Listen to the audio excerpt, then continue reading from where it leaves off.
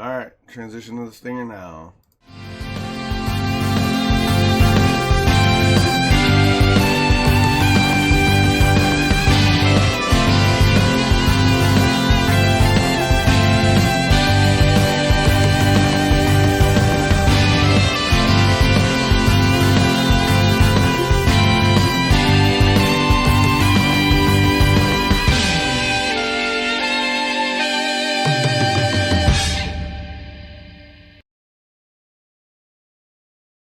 All right. Welcome to the show, everybody. This week's podcast, Drunk Tank, episode 15.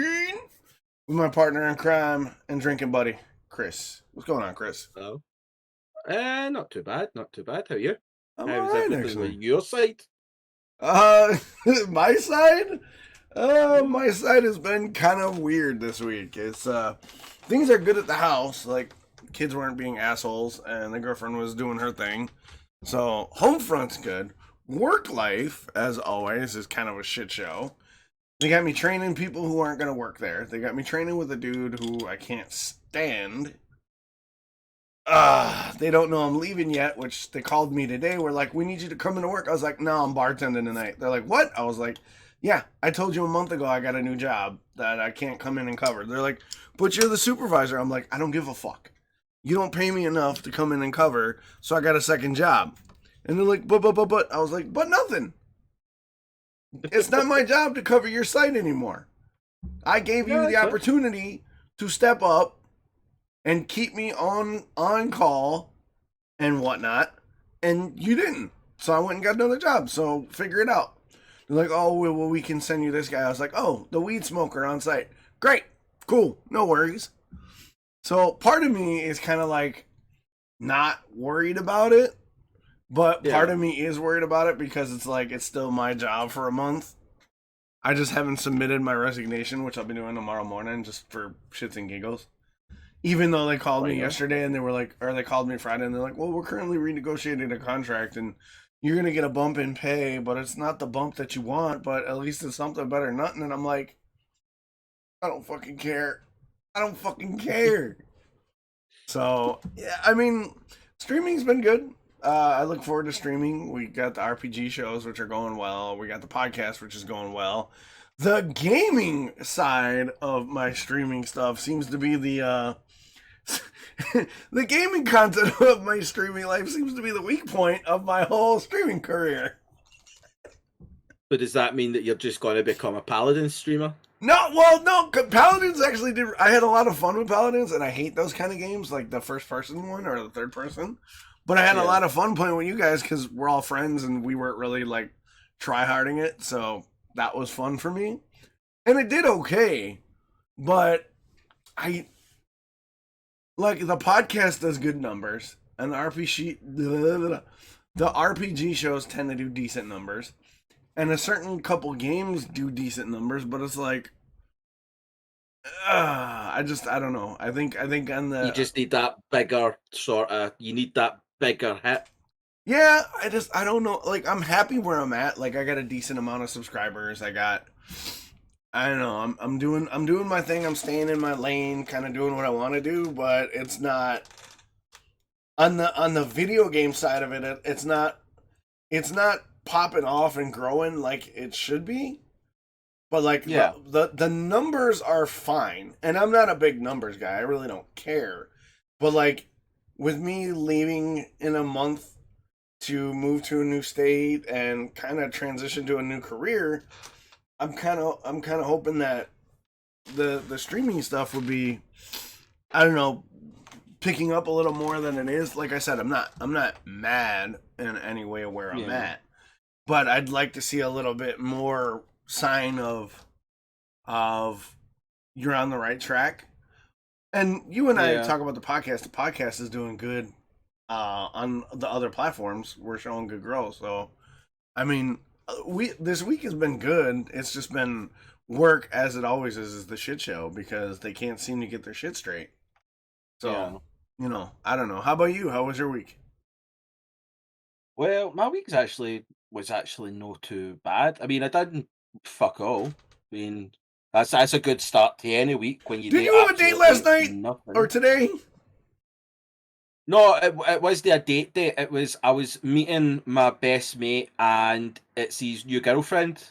They've kind of been. I mean, I say new girlfriend. They've kind of been seeing each other since like late last year. Okay. Kind of. I'm pretty sure it was like September, October time they sort of met. So you had But they went lunch. away on holiday at the start of May, Mm-hmm. and she ended up asking him to move in with her. Oh, nice. So it was a kind of I hadn't met them yet because way between like work and then just other things that were getting in the way and all that. It was now that was the time. So we went out for sushi, which was Ooh. so fucking good. Dude, I just fucking love sushi. What'd you like have? I had fucking everything. I Okay. had a big shatter. It was a platter for one. Like I'm not saying it's a sharing platter, but it was a Right. platter for one. So I had maki and nigiri, and then I got my salmon sashimi, You like and then sashimi, huh? oh, I love sashimi. But they also had dragon roll, Okay. which was Just what they call. explain your dragon roll, because dragon roll is different around. It's basically just a roll with the rice and all that, but inside it was carrots, eel, avocado, lettuce, cucumber, and then on the outside, like see that when they roll it up and then they're going to cut it into 4. Mm-hmm. What they do is see on like your giri, you normally get like rice with a wee bit of salmon in it or a wee bit of tuna or whatever. What they done was they put salmon, tuna, and mackerel out the top of it in like an angled thing, and then cut it into the 4. Okay. So like you were getting like one of them was like salmon and tuna, and the other one was like tuna and mackerel, and it also had tempura prawn in it. It did have tempura prawn in it, and it was one of the greatest fucking things I've ever stuck in my mouth. Like without a doubt, one of the best things I've stuck in there. And you stuck quite a bit of shit in your mouth in your day. I've stuck a lot in my mouth, and that was one of the best things I've done. Nice. You get a haircut, or did you just pull your hair back today? Oh, I've just put it up. Oh, okay. It was annoying me. It's getting to the point where it's just getting long, and I never actually had long hair. It's only been in the last like year that it's just because of lockdown and all that kind of stuff. And it started off as there was no intention in me growing it out, and then because the lockdown happened and everything got shut down, it just sort of started getting prolonged. And then I decided, because we do a charity football match every year, I thought, well, one of the sets of strips we've got are for like the 80s, so it's like the old 80s football like short shorts and all that. And I thought, well, what I'll do is that was a bad decade for fashion. Oh, that was the best fucking time for fashion. No. And it's making a comeback. No. What I had planned was we would wear these strips, and I was going to get my hair cut into a mullet, go proper 80s. But then that got cancelled because of lockdown and all that stuff, so that didn't work out. And then it just sort of stemmed into that all of my family kept on making comments on it. So every time they made comments on it, I was like, oh, fuck it, I'm not cutting it then, I'm going to grow it. Just as a kind of act of rebellion and defiance against people that say I should cut my hair because they don't like it. And it's like, I don't give a fuck what you don't like. I'm wearing it like this.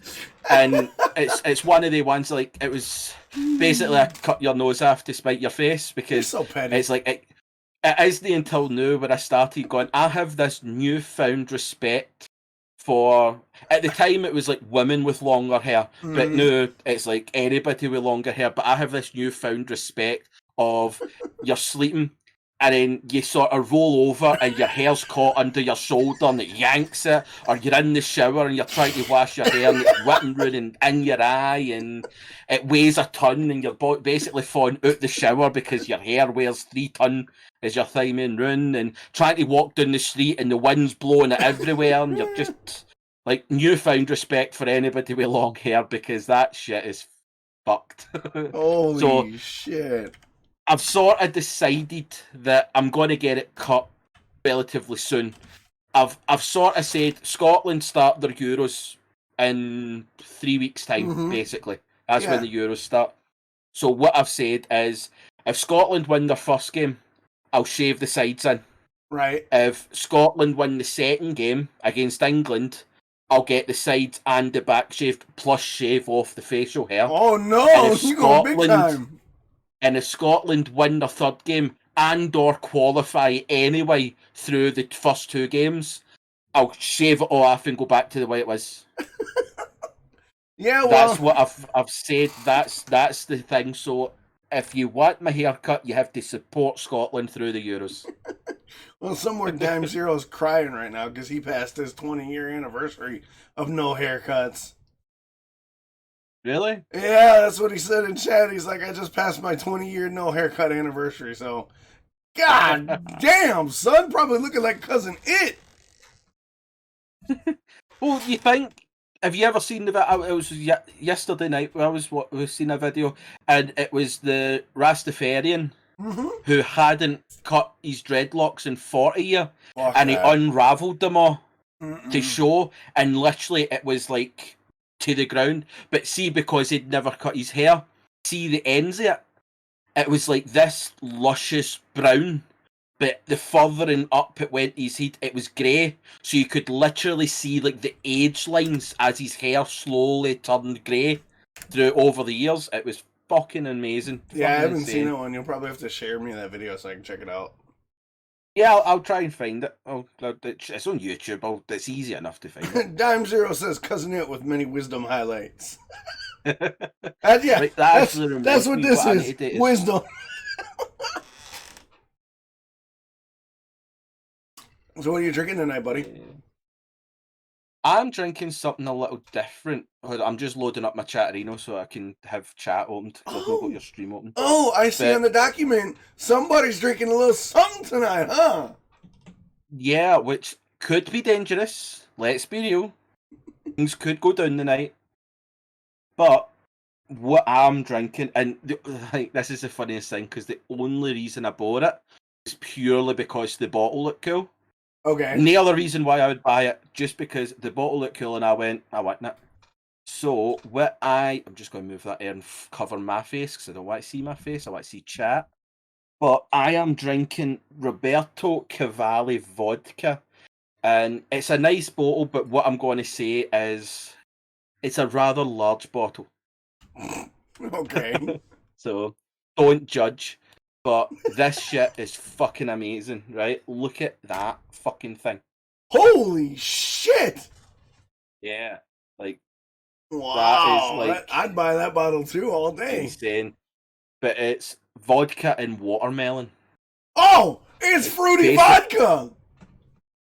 Well, aye. But do you see but how? Is that real vodka?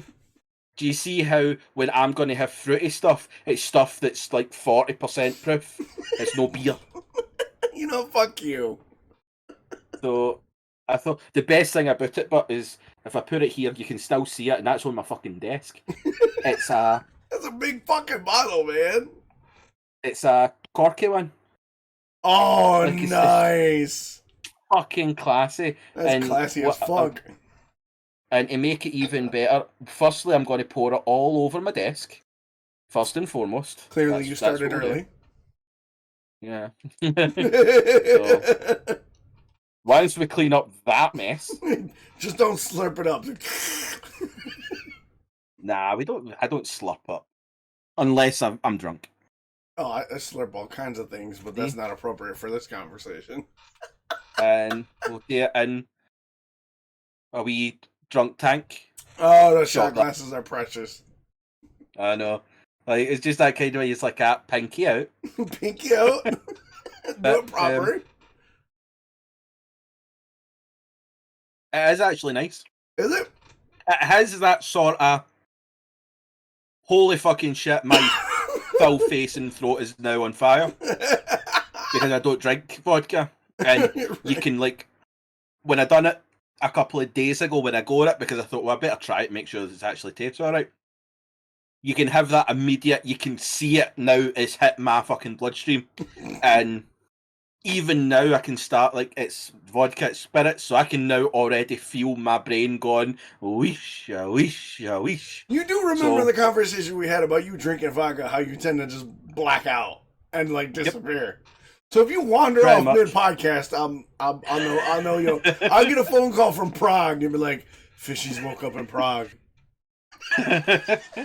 Well, the luckiest thing is I've got my ginger wine beside me. I'm going to move on to that. I just thought that can be the wee trier. Oh, fucking hell, that's a... Oh, that one's a kicker. That's got quite a punch on it.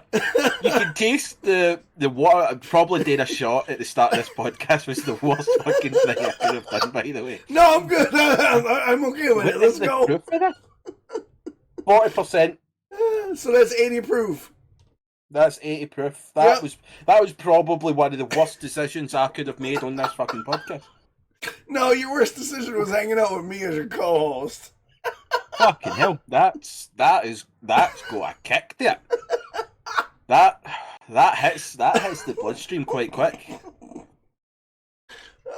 That's a worry. Like that's blurring everything already. I probably shouldn't have done that, but here we are. But, yeah, it's you can like it's got that vodka. Like see if you're a nutter and you drink vodka straight. Yeah, like I just done, did. like a stupid idiot. See that vodka's got that sort of burns your throat, burns your nostrils. You can feel the heat as it goes on down. Mm-hmm. That's why people drink it with a mixer, like a smart person. Person. It has that, but it has got the taste of watermelon is actually quite prominent. It's not like a subtle or a hidden. It's actually quite a prominent watermelon flavour. Punches. I don't know if it would be nice with like a. Oh, pardon me. I don't know if it would be nice with like see if you mix it with like a lemonade or like maybe even a cherry Pepsi. That might work. Watermelon and cherry. That might work. Yeah, that could be something. But it's definitely. I mean, I think the website that I found, I couldn't find it in the shop that I got it for. Mm-hmm. But on that website, I think it was coming in at £40. But I think I paid 27, but I got it at Costco because where else would you buy your alcohol in bulk? Right. Like that's where all us Scots buy our alcohol for the week. For the week, my ass. Probably for the next 2 days. That's it. For the podcast. But so like it's got a nice flavour. Like I wouldn't say it's one of the best vodkas I've tried. Or flavoured vodkas. Like I'd still really like see the Absolute vodka. Yeah. Where they had like the cherry and the raspberry and all that kind of stuff. I still prefer that. That seems to have a lot more smoother flavour. Because as much as that was like £40, I still feel as if Costco's selling it, it's not the most expensive stuff. Right. It's still got that sort of cheap Costco feel. Right. But other than that, it's actually not too bad. Like, I don't hate it. Have you ever had whipped cream vodka? No, I've had whipped cream on vodka. Yeah, whipped cream vodka is fucking disgusting. I'll probably stay away for that then. Tastes nothing like whipped cream and all the vodka. Because I know there's a shot that my next door neighbour usually makes when she comes through to get absolutely steaming. And it's she calls it an apple pie, but it's the vanilla schnapps. Mm-hmm. It's vanilla schnapps with a little bit of Chambord. Okay. And then whipped cream on top. Uh-huh. And see when you actually... It isn't quite apple pie like an apple pie. I was going to say, that's not apple pie. But it's got that sort of homely apple pie feel, if that makes any sense whatsoever. Well, it's peach. It just has that schnapps and Chambord. Chambord's raspberry. Vanilla schnapps. Vanilla schnapps. Okay, yeah. But it is weird. I don't know why it's called the apple pie. Why she calls it the apple pie, but it does work and it does taste good. And the vanilla or the whipped cream sort of just like takes that edge off that wee bit. Mm-hmm. But it is really good. Oh, I'm gonna have to make them at some point. That's weird because Chambord is raspberry. That makes no sense. It's not apple pie if it's vanilla and raspberry. If you mix vanilla and raspberry together, it makes apple. No, it's like when you mix. It's like when you mix yellow and blue together, it makes green. No, I That it disagree. just makes a fruit. It makes a totally different fruit. That's Possibly. how science works. Clearly. Oh my god, hell no, that's fucked up. But so you bought the watermelon vodka and you got ginger wine, so you're balling out tonight, huh? Well, the ginger wine was purely just in case I didn't like the vodka. The ginger wine was more just this is what I'll drink throughout the podcast, whereas the watermelon was just a review at the Yeah. start. No, Just, I like it. this is Hey, here's something cool. I gotta thank you because you picked up my mead for me. So I Friday did. I gotta send you some cashew Sitting money. right there. Is it No, out of the no, box? that's cool. Can I see the bottle? This is the weird thing. I would love to show you the bottle, What? but see, they've put it in a box, and then see the packaging that they put the bottle in is stop it from smashing. It's like plastic bubble air things, Oh, nice. but in order to take out the bottle, you need to burst that open. And I never thought, mind. I don't want to burst that open. I'd rather use that to transport it to Yeah, you. yeah. Because it's got a bit of a bigger distance to travel than just coming up for Lancashire for me. It's a wee bit. Yeah, so I thought, you know what? I've taken a picture of it. Like, Yep. I'll send you a picture of the bottle within this contraption, but I wasn't willing. You'll just have to wait till it comes. Oh, I'm gonna use that mead for the new house. I'm so glad. Thank you so much for picking that up. I gotta send No, you. that's I gotta fucking PayPal you or something the money on Friday. No, there's no rush for it anyway. It's like at the end of the day, as you said, there was only 150 bottles made, so Yeah, I know. I was so happy when they made it. I was like, I want one so bad, and you were like, I'll go get it. I'm like, yes. All right, excellent. I love it. So I can't wait to have that. Anyway, what are you drinking? What am I have drinking you tonight? I'm drinking. I got one from my favorite brewery. I got their Breckenridge Brews Vanilla Porter because apparently I don't like the taste of real beer, according to you. Yep, because that's porter. What's wrong with porter? It's no beer. How is it not beer? Porter. It's a porter. How is a porter? Explain yourself. Well, you've got porters, you've got ales, Yeah. you've got stouts, you've got beers, you've got lagers. Uh-huh. Like, they're all different. It's still beer. No, it's a porter. It's dark as shit. Look. That doesn't matter. You can have an Indian pale ale, you can have a dark ale, you can have a blonde ale. I drink them all the time, and you're like, "Oh, it's fruity ale." Fuck you. That's just like, there's all different things. You can't just fire everything into the one thing and go, it's all beer. No, otherwise it would be called vanilla beer. It's vanilla fucking beer, okay? Anyway, how is it? I gotta say, Breckenridge Brewery, not a sponsor. They're one of my favorite brewery houses right now. Like, I've had 5 or 6 of their offerings, and they never disappoint. They've got a perfect blend between hops and malt and just the whatever flavoring that's in there. This is it's heavy, but not heavy in an undrinkable way. It's not like you're drinking bread. It's definitely got the malt, it's definitely got the barley and the hops, but then there's that hit of vanilla that kind of lightens it up. And it's almost drinking like it's almost like drinking a vanilla Coke without the acidity of the soda water. You know what I mean? All right, okay. So yeah, I mean vanilla. I don't really like vanilla, but I can gather what you mean with the. yeah, I'm not hugely big on vanilla either, but it's just enough in there to like round out the malt and the hops and all the other notes of it. So it's a real smooth drinking porter. Like I've had a couple porters where they can be real heavy in the mouth. This one's got that heavy sort of porter flavor. Full bodied. Heavy's the wrong word. It's got that full bodied porter flavor, but then the vanilla comes in and kind of lighten it up a little bit at the end, and you're like, all right. So I could probably drink 2 or 3 of these and be good. But like if I drink, 4 or 5 of something else, it's like too much. But like I could sip 2 or 3 of these throughout the day and be like golden. It's still not in my top 5. Like the vanilla porter's great, but like that Viking's Blood, the Goose Island Matilda, the Kentucky. I found out the name of the brewing company that makes that fucking cream ale I drank the other day. It's Lexington Brew Co. or something like that. But they make the Kentucky bourbon vanilla cream ale, which was really, really phenomenal. But this is really good. This is really good. I like this a lot. I could see if I wasn't doing like mix and match every couple weeks, I'd probably get a 6-pack of this and probably sip on it throughout the week. But yeah, I like it a lot. It's Breckenridge Brewery, again, not a sponsor. Maybe, hopefully. Hey, Breckenridge.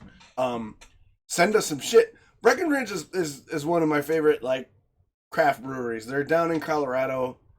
And my dad introduced me to Breckenridge, and every once in a while I'll just grab some of their shit, and it's just my regular go-to. Like, it's not expensive. It's like $10 for a 6-pack, so it's a little more. It's higher end than your Buds or your Stellas or whatever, but like it's definitely quality. It's definitely up there. Yeah. It blows some of the other craft breweries that I've had that are commercially available out the water. Breckenridge it's just quality across the board. Again, not a sponsor. Yeah. Oh, by the way, before we continue on, I got a letter from the lawyers last week that said we did not say their name. So, before we go any further, because the lawyers are in the corner again, if you are joining us for a drink or you are drinking when you listen to this or whatever, please make sure you are of legal drinking age in your area, and please drink responsible. Don't drink and drive. Just be smart, be safe, and be legal. Not like us idiots who are just idiots. But yeah, man, it's been good. But sorry, I'm just that vodka's fucking hitting me. I noticed for a minute there. You kind of went, woo. Apparently, Chris is doing good. So, dude, you can tell I'm slacking on my job because I don't have the now discussing link up. Dox. Fucking terrible. I know. One fucking job is to run your stream. That's it. I know. It's so bad. It's so bad. I'm so bad. Oh, yeah. Monster says he likes the look of your fancy vodka bottle there, buddy. Oh, yeah, it's actually quite dangerous, though. Yeah, it is. Yeah, it is. Like, I literally had one wee shot, and I'm already going, why did I do that? That was a stupid fucking idea. Yeah, right? But I actually do like that was really the only reason why I bought it, was because the bottle looked really, really nice. Like, they did have a pineapple one as well, which I'm now very fucking curious of. Like, I think I might have to go back at some point and pick up a wee pineapple number. Yeah, like, what would you mix that with? Like, it could be like that could be a cocktail vodka. Watermelon. Like, maybe that's what we go. Maybe I mix that and the pineapple vodka and have death. Actually, you could do. It would be really good if you mixed the pineapple, the watermelon, and strawberry together, or like a kiwi. It seems like an awful lot of vodka in a drink, though. Well, yeah, you do it almost like a triple daiquiri. No, but like, this is me on one. You're wanting me to add another 2 into another alcoholic beverage. You just do it like a daiquiri. You whip it up like a daiquiri. You do a triple daiquiri. But it's still going to have a lot of the same amount of fucking alcohol. It's like, just because you add fruit juice does to make it go right. It's got less alcohol now. Like, it does to just fucking dissolve. I'm just saying for the flavor combinations. Aye, but it's still going to get you pretty fucked. Like, what does it matter if it tastes or it tastes alright? You're going to be fucked. Yeah, pour some syrup on your But you don't want to remember what the fucking thing tastes like. You're going to grunt. Isn't that the point, though? Aye, like that's just how it is. I mean, I'm still going to try it. Yeah. Like, for facts, 100%. Why the fuck not? So, let's talk about this week. We've had some interesting stuff. So, this week in the document. Oh, I forgot to put my drink in the document. This week, let's talk about expectations, plans, growth, and the reality checks. Because it's been an interesting week for you. And it's been an interesting week with what I got going on. So let's talk about a little bit of that, a little bit of this. Yeah, well, God firstly, damn, my expectation is to be able to make it to the end of this podcast without fucking off. Like, that's first and foremost. Like, expectation number one, don't pass out. Don't pass out. Yeah, don't leave me hanging. I guess what I mean by expectations, plans, growth, and reality checks is, well, we've been doing the podcast for 15 episodes, right? We've been streaming, me for 3 years, you for about a month and a half now. Yeah, my first stream was the 29th of March. Mm-hmm. So, yeah, so almost 2 months. Yeah. What was, okay, let me phrase it like this. What was your expectations for the podcast before we started the show? Be bigger than Joe Rogan. Okay, that's okay. That's all right. Just shoot for the moon right off the bat. Okay, I wasn't expecting well, that. if you're no first, then why try? Because if you don't fight for that number one spot, then why even bother? Like, what are you going to win? I mean, you're not wrong, but Joe Rogan, really? That's $100 million Spotify deal right there, bro. I know, but we'd get $100 million for each fucking podcast in place. So there's $400 million straight away. I'm okay with fuck Joe Rogan. I'm okay with this plan. He's not my type, but all right. I know, but if he was to turn it, like, I would let him put me in a fucking Cobra clutch. Like, come on. You wouldn't say no. You're wrong. But, so, bigger than Joe Rogan, that was your expectation, really? To be honest, like, if we're going to be, like, taking the vodka out of the picture, right? Personally, my expectations for the podcast was, with the types of conversation I was wanting to have, and the type of explaining and talking about how I research different topics and how I like to make sure that my argument is informed, and that any other counter argument you take in, you understand, and then you go and do your due diligence and learn from it. The main expectation was if I could bestow that upon 1, 2, 3 plus people in a community, that was a success, because that's 3 less idiots you now have in the fucking world, which is a win when it comes to idiots in the world. So my main thing was just trying to get people to learn how to motivate and inform themselves through different things. That's how I kind of wanted the podcast to go. Plus, it was another way to just kick back and enjoy a Sunday or a Monday night at the start, but just enjoy a night where you can just chat about things that were bothering you, that were motivating you, which had a positive effect on you, the occasional thing that had a negative effect on you, and just trying, because as we've discussed on the show quite a few times regarding like mental health or anything like that, it's been an amazing experience to learn just how many other people throughout the community or people listening that have went through similar things.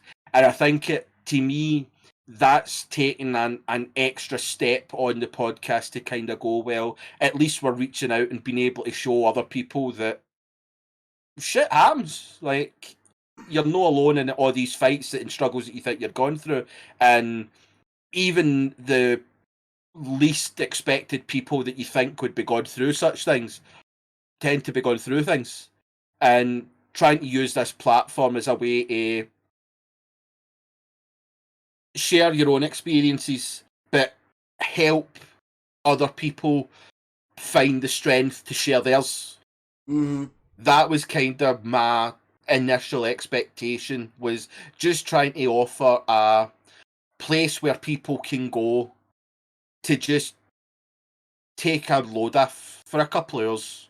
Just a place where they can go, feel safe, and just be able to talk without the judgment or the hatred or anything else that comes with that sort of shit that you normally get hit with. That was pretty much it. that was my expectations for it. If we could help a couple of people, then it's a win. I think that's fair. When we started kicking around the idea, I had done a few podcasts, nothing to the level of what we do now. Like I did a show semi regularly with Bernadette where we talked about a lot of stuff. The problem with that was we see each other all day, every day. So trying to sit down and talk about something we haven't already talked about was it was rough. Like we got a couple episodes in and we just sort of dried up because we're a couple that's always doing stuff together. We have our own things, like she does her businesses, I do Twitch, but like we're in the home together. We see each other every day. We conversate quite a bit. So having having a way to keep it fresh kind of petered out. And then before I did the podcast with Bernadette, I did it with a crew of streamers. It was a former group of unaffiliated streamers called the Untaken Haven Boys. They're a bunch of young cats, and we did a bunch of stuff, but we could never nail down a format, and there was a lot of it was just chaos. Like a lot of good conversations, and I'm still friends with all of those guys, but life kind of moved on with them. A lot of those guys don't stream anymore. A lot of those guys went to school or got, their dream jobs because they were young cats. Like they were 19, 20, 21 years old. And I'm like 40. I was like 39 at the time. So like, I get it that it fell apart. So then when you and I were talking about doing something because you were like, hey, I want to do a podcast, but I don't know exactly what I want to do. But my expectations were, all right, let's give it a shot. Let's put some shows together. Let's talk about some interesting stuff. And if people show up, they show up. If they don't show up, I get to hang out with a cool guy from Scotland and drink beer and talk shit. That was essentially my expectations. Now, what I didn't expect was your fucking crazy ass coming up with like, oh, I can get this shit on Google and Spotify. And I was like, that's a thing. How the fuck does that work? And then you're like, oh, by the way, I got a stinger. Like, I did not expect you to be like Captain Runaway Train with making this thing like a legitimate thing. I thought I was going to pop on stream and be like, bullshit for 2 hours. And you're like, nah, dog, I got you. Here, let's make a stinger. Here, let's make a fucking website that's amazing looking. Right? I didn't expect any of that, but holy shit, dude. Like, I did not expect that. And then the when you sent me the analytics for like the first couple episodes, I had no idea that just you and I could touch as many people, that's the wrong word, reach. Oh, I didn't knew I could do that. I had no idea that it's a thing. I had no idea that this dopey little podcast would reach as many people as it has. Like, you were telling me a couple weeks ago, like what, like Belgium and like Belgium, Germany, Holland, UK. And then it was like Thymien where we've got like Salt Lake City, we've got LA, we've got Portland, Salt Lake City, we've got the Mormons, really. We're drinking, it's illegal over there, and the Mormons like, them boys are speaking some truth. Oh, maybe that's it. We can't do it, so let's listen to people that can. Possibly. But yeah, so I mean honestly my expectation was fuck it, let's give it a shot. And as you kept putting more things on, I'm like, this might be a thing. Well, I don't do anything half-assed. No. Surely you would have learned that by now. Oh, yeah, but neither do I. And that's the thing is, like, I had no clue on how to, like, globalize the show outside of just putting it on Twitch. You have taken that and was like, fuck it, I'm gonna, like, you blew it up. And, like, I had no expectation of that. I was like, I always thought, like, yeah, maybe I could get a podcast up and running on, like, SoundCloud or whatever. Because I thought... You're too good for SoundCloud. Yeah, right. I didn't know that Spotify or Google or iTunes was even a possibility because we weren't an established brand. We weren't an established name. I had the expectation that might come later. But not right out the gate, you psychopath. No, you just have to fucking fling yourself into the deep end. At the end of the day, if it didn't pan out, it was hardly an expense that was they going to be worth it. Like, it's not as if we've spent thousands to get gear and licensing and all that kind of stuff. It's literally cost pennies compared to like a high fucking production line. But it's that kind of way. My main thing was, you have a lot more experience in like this side of stuff, Right. like the production side of stuff. Whereas with me doing different jobs and all that kind of stuff that I've done over the last couple of years, I've got a lot more background experience. I know where to look. I know who to talk to. So for me, it just seemed like the perfect combination of work, really. Like, I knew on the production side of stuff, you had that covered. So I didn't have to look into that. Whereas I could more focus on getting the word of mouth out, getting the brand name out there, getting the podcast up and running, getting this, getting that, Distribution. making sure we've got that professional look. So I knew that's what I had in my arsenal. So for me, over the last couple of years where I've thought this is what I've wanted to create, I've wanted to make this, I've had all this knowledge behind me, but I've just not had the production value and the production knowledge. Right. So it almost feels as if for the last maybe 3 years, I've been waiting for that side to pop up. Right. And it was by fucking chance that 2 stream raids down was going to be the beginning of finding that half that knew what to do and knew how to control it. Yeah, no, it's we talked about it a couple times on the podcast. It was a freak chance that you and I met, because you are way the fuck on the other side of the pond, 6 hours ahead of me, right? We didn't have mutual friends. We weren't like, you never commented anything on Twitter. Like, we knew nothing of each other 9 months ago. Nope. And then one night, not a fucking thing. One night, a streamer friend of mine who's coming up on the show next week was like, "Yo, Dox, let's play Among Us." And I'm horrible at it, so of course he's like, "I know a couple guys." You end up in that game, and then after that, you started coming around, and like, if I'd have been busy or had something planned that night where I didn't play Among Us, you and I would have never met. Yeah. Well, I think even to make it even funnier is, see, about a week, 2 weeks prior to that, Titan raided you. Yeah. That sent me and Tim into your chat, but it was just within that 2 weeks. I only ever popped in a couple of times just to see what was going on, because I had other things going on, and it was the Among Us game that kind of then just flung.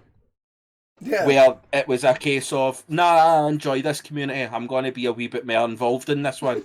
And that's it. That's the history written fucking there. Yeah, that's fucking weird, isn't it?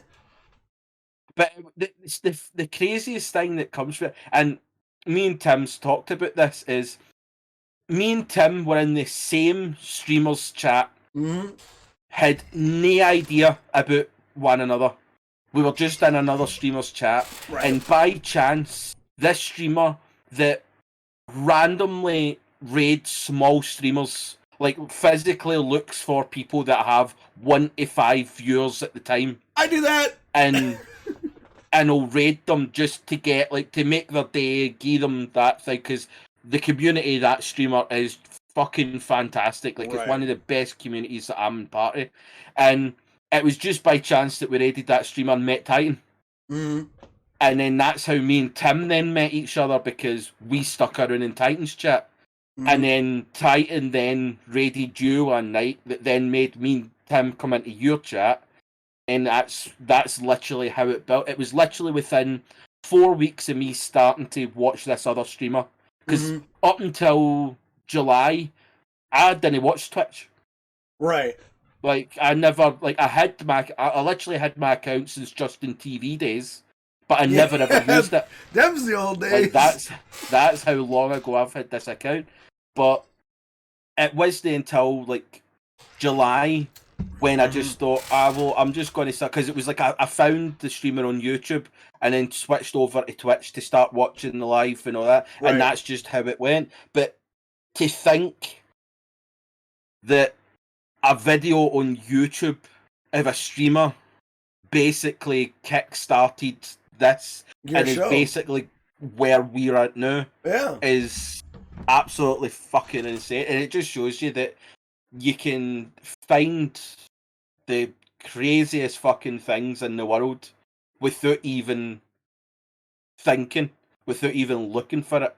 It just sometimes shit just gets flung at you and it sticks. Yeah, it's one of which is probably not the nicest analogy to think when you're talking about a friendship, but nah, it's appropriate. It's appropriate. But yeah, it's weird because, like, I always thought about doing a podcast because I listen to podcasts at work all the time. I listen to, like, Joe Rogan occasionally. I listen to, like, gaming podcasts like Critical Role. I listen to I listen to a lot of comedians' podcasts because, you know, every comedian has to have a podcast nowadays. Bill Burr. I was listening to Chris D'Elia's podcast until all that shit went down. We're not gonna touch on that because that's, I don't know, that's a whole shitstorm right there. But but I don't know. I mean, it's weird because when we started talking about it, we're like, well, let's just have a show where we drink beer and talk about shit. And I was like, okay. And I was like, that could work. A couple people might be interested. Then we got into it. And we started talking about things that were, what's the word I'm looking for? Divisive. Things that were relatable. Things that were kind of off in left field. And as we kind of went through some episodes, your and I chemistry went through the roof. Like we started clicking really well. And then we started, once we got the show distribution up, my expectations have been actualized, and now my new expectations is to eventually get the podcast monetized so that we can do more with the show, like do like maybe live segments or things where we could try different like things where like we get together and do a live show together one time, things like that. My expectations my beginning expectations have been so smashed with everything that you've done and the production side that we've done, that those initial expectations is just a foregone conclusion. Yeah, and now the new expectation is like, let's next level this bitch, right? Because you and I got chemistry. The community around it seems to be really good. The reach is growing weekly. So like, what's next? What's to stop us? Like, aside from anything in life taking a turn, like, what's to stop us from leveling up the podcast to the next level? And by that, what is the next level? Like, this show's like a couple cameras and a mic. Like, what's the next level? I'm so excited, but yet so unknown of where we're gonna go on the next level. You know what I mean? Yeah.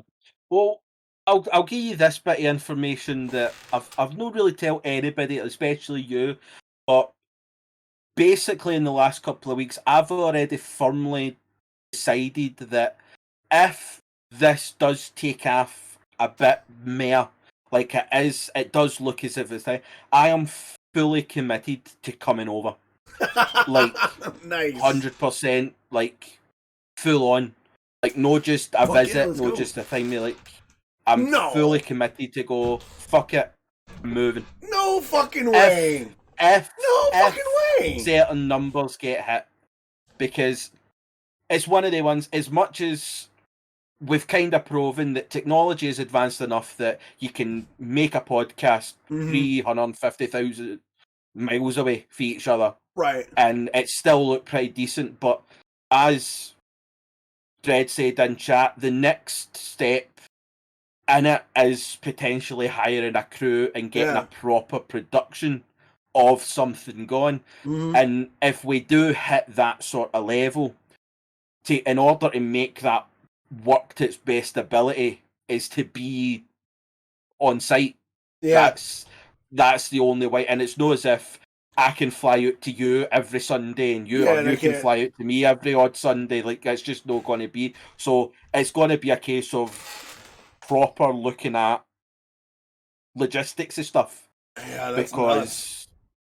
If everything does kind of go the way it is, but talking about like where we can go, like we've already talked about the odd I know we talked about the kind of jokey stuff and all that, but nothing's stopping us from going, right, seeing a Wednesday night, we're going to have a 30-minute, 1 hour live Twitch news show where we'll talk about the news of the week.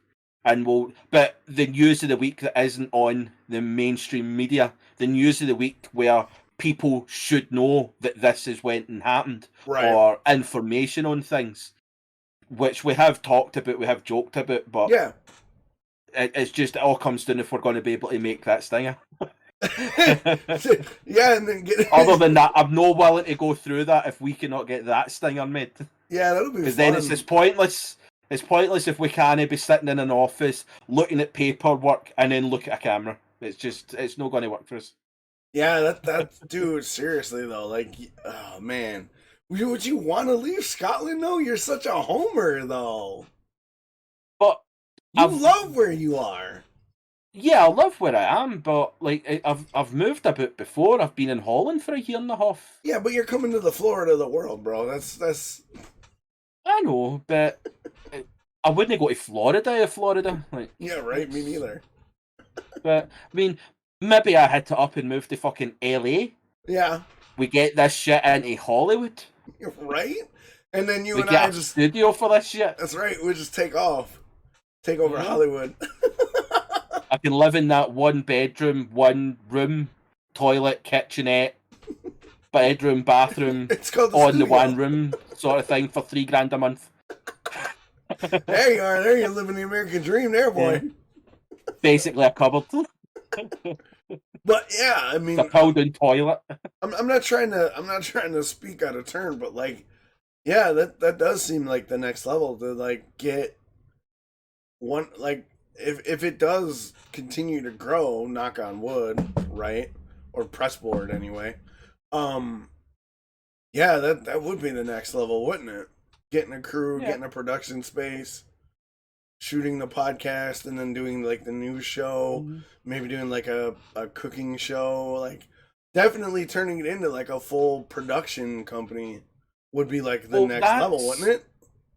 That's where that's why I've thingied up the website and I've created the Drunk Tank Productions, which as of 3 days ago is now a official British company.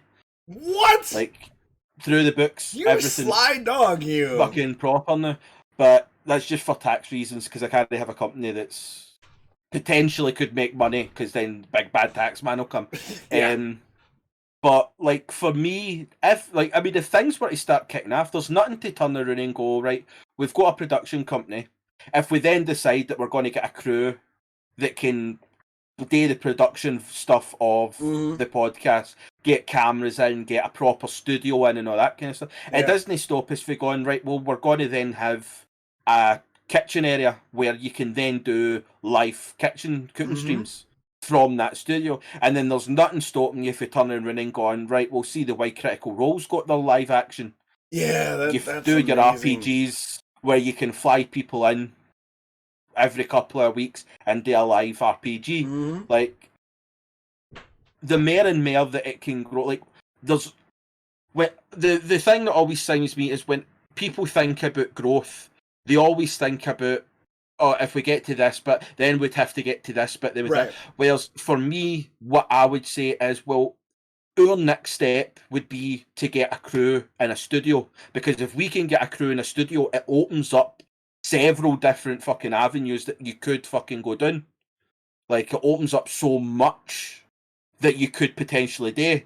Yeah. Rather than just turning around and going, well, we get a crew, we become Joe Rogan. It's more, well, we could get a studio, we could get a crew, and then we can start going into the RPGs, we could go into cooking streams, we could start bringing in other people to host different things. Yeah. And that's when it starts going through a lot more of the production company as opposed to an on-stream thing. Yeah. No, I And then totally that's where agree. you start going. Do you start going doing where on a Saturday night you can start having your very own talk shows? You start having it goes off of Twitch and it starts going on to terrestrial TV, cable TV. You can just like once you get a base level, it opens up a lot more than just shooting straight for I want to be at this, because if you've got the ability to be that, you can open up this as well. Yeah, So it seems like the one thing main thing unlocks for me another. is the main thing for me is don't limit yourself in your creativity, because it might be one of the ones that if you think it as a production style thing more than just you might not be the face of the cooking style. Right. We could find somebody else that would come in and do a cooking show. We could find somebody else that comes in and does another show. And at that point, like, the outcome could be that we run a 24-hour production company that does 7 different shows every single day for different areas, different styles, different platforms. Yeah, that'd be interesting. Rolling in fucking everything. And we'll be sitting there in our mansion in Malibu. I'm never moving to Malibu, bro. But I would get a mansion just because I can. I mean, that'd be swagging on people. I'd be like, I got a Like, mansion. we'd rent it out and make more money. Yeah, we'll rent it out for Reeves. Yeah, exactly. There we go. But no, it's. But here's the devil's advocate. What's the reality check now? What would be the reality check? It falls apart. It doesn't Twitch work. turns around and says you're not allowed to be drinking alcohol. Oh, fuck Then that. we're fucked. Yeah, that derails the whole fucking show. Yeah, because alcohol is the magic that makes it go, right? Yeah, exactly. Watermelon vodka for the win. Well, the thing about it, but is the only way that this could get derailed is if Twitch shuts down. Right. And even at that, you then move to YouTube. Yeah, you move to YouTube. Like, there's not really a catastrophic reason as to why it would get derailed completely. I mean, it might be one of the ones that we could be 10 years down the line making millions and then a fucking scandal happens within the company that completely fucking shuts us down in that sense. But that's taking things to the extreme. But when you consider what we're doing right now, where we're at right now, just because I paid £12 to a fucking website company. Right. Like, what's stopping that this couldn't just keep on going? Like, if this is the height that we reach. Right. I'm not really that mad about it because I'm enjoying what we're doing. So it's like, it's hard to really think of a reason as to what would derail it completely unless there's like a major fucking sex scandal or you get caught with meth in your pocket going through an airport security. Like, that's the only way that you could think would be catastrophic to us. But yeah, I see where you're going with that. But I mean, realistically, I understand. I totally get it, and that's the thing. But isn't there? And I'm playing devil's advocate. Isn't there a way of that where like Icarus flying too close to the sun with those expectations, like really a production company, like anybody who hears this that isn't an optimist or somebody who like, take somebody like my mom, for instance, who's very pessimistic. She's like, oh, your because I talk to her occasionally, and she's like, oh, your podcast, that's not paying your bills. Not right now.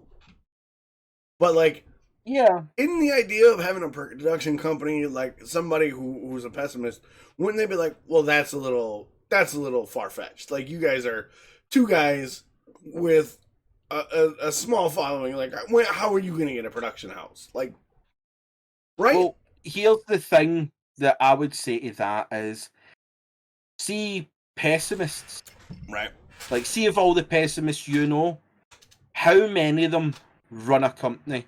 How many of them could retire next week if they wanted to? How many of them are successful in any line of work that they've done? It's hard to really, like, say just how many of them have done that. Right. Whereas, see if you look at optimists, where you turn around and you think of, like, just, I mean, like Joe Rogan, Elon Musk, Philip fucking DeFranco. what that fucking Windows, Microsoft dude, Right. Sony. Like, do you really think 40 years ago they weren't sitting there going one day and their ma was going, that's no paying the bills? Like, I don't know. If you cannot envision a point where you want to be, like a point where you would like to see, what would you work towards? It's one thing to envision something. It's another thing to think it's already there. Like, it would be completely idiotic of us to turn around and going, that's definitely going to happen. Like, we're basically there. We might, like, take the foot off the gas. We're fucking hitting the heights. The difference is when I look at it and go, this is the potential. There's a lot of fucking steps that we have to take along the way to get to that. Right. But unless you've got that vision, you can't start planning out how you'll get to that point. Yeah. And the thing with, like, being successful, other people that are successful, they're the ones that will tell you, I know you could totally do that. I know, without a doubt. Because they people know hard fucking work. Like, this whole idea that successful people go there because of luck. Luck is fucking bullshit. Luck does not exist. Luck is an excuse unsuccessful people made up to give them an excuse as to why they're not successful. That's what luck is. Luck does not exist.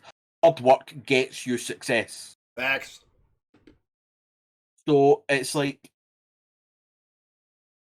successful people always look to other people and raise them up. Unsuccessful people will always feel bitter and jealous and envious and try and shut you down with every fucking beat of their body that they possibly can. They're the ones that will tell you can't do it, you couldn't think it. And if you do get successful, their hatred and their jealousy just fucking stinks up everything. And you'll soon realise that, because they'll be the ones that will turn around and go, it will never fucking work. He got lucky, he's just, he's posh and he's rich. And it's like, no, that's just fucking bullshit.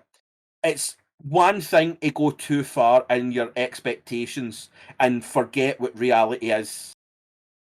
It's good to have people around you that can keep your feet firmly on the ground. Facts. 100%. Because you have idea people and you have the practical people that can put those ideas to work and help you get to that idea.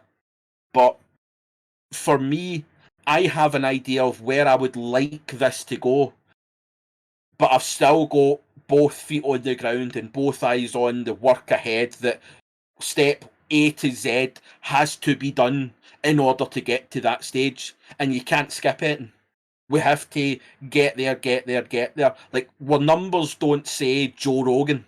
Right. We're not going to be bringing in multi-million-pound sponsorship deals. Not yet. But it doesn't say that within 3-4 years we couldn't be there. Within 10 years we could be there. 20 years. Like, the thing with it is, it will come as long as you're willing to put in the work. When you stop wanting to put in the work, it's like you're not going to focus on it. You're not going to put in the time and the effort, which is really the point. But when you're willing to put in the work, even the littlest bit of success, you're going to go, fuck, we're winning this. Yeah, 100%. Like, it could be one of the ones that it comes to the point where this is your level, but so fucking what? Oh, it's a great level. Nothing wrong with this level. Fuck yeah. I'm having a great time. You're having a great time. That's it. It's like, you look at the Paladins games. I've raided 2 people that play ranked on Paladins the 2 times we've played it, right? Yeah. and see watching their streams and just the fucking toxicity and hatred and vile fucking shite that thing. Because I was talking to my mum about this, and I was talking about Friday when the 5 years were playing Paladins, and I was and the funniest thing that came for it is when we were playing the game, when we won a match, all 5 years were sitting there going, "Oh, that was fucking awesome. They tactics were fucking brilliant. Your skill at this one was on fucking point, and your healing was great. You look at the fucking damage that you got. You on the objective was fantastic. But seeing the games that we were getting absolutely destroyed, we were constantly going, fucking hell, this team's fucking amazing. Yeah. Look at how they're able to just fucking. They're so on point. They're just at no point was any of your gameplay toxic, and we played. I mean, I was on stream for fucking 8 hours, and no point in those 8 hours did I go, "This is shite." I fucking missed a raid of 42 people.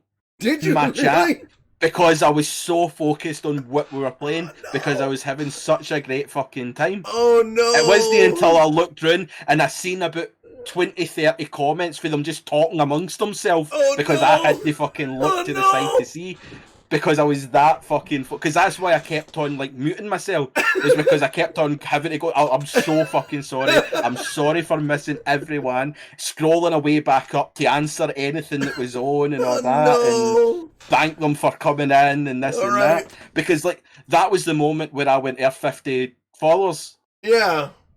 So I got like my VIP badges and all that kind of stuff. Yeah, congrats to that. During that stream, but I fucking missed it because I was that focused on having such a great time playing Paladins. So it was like a major milestone on Twitch is right by you. I just fucking missed it. That's fucking great, dude. But yeah, like you mentioned something about pessimists, right? And I tend to be a pessimistic optimist. Now, that sounds like an oxymoron. But what I mean by that is I tend to be... Take away the oxy. What was that? Take away the oxy part. Fuck you. I tend to be the type that prepares for the worst but hopes for the best. And I don't know if that's a good way to be, but I've always had a situation where, like...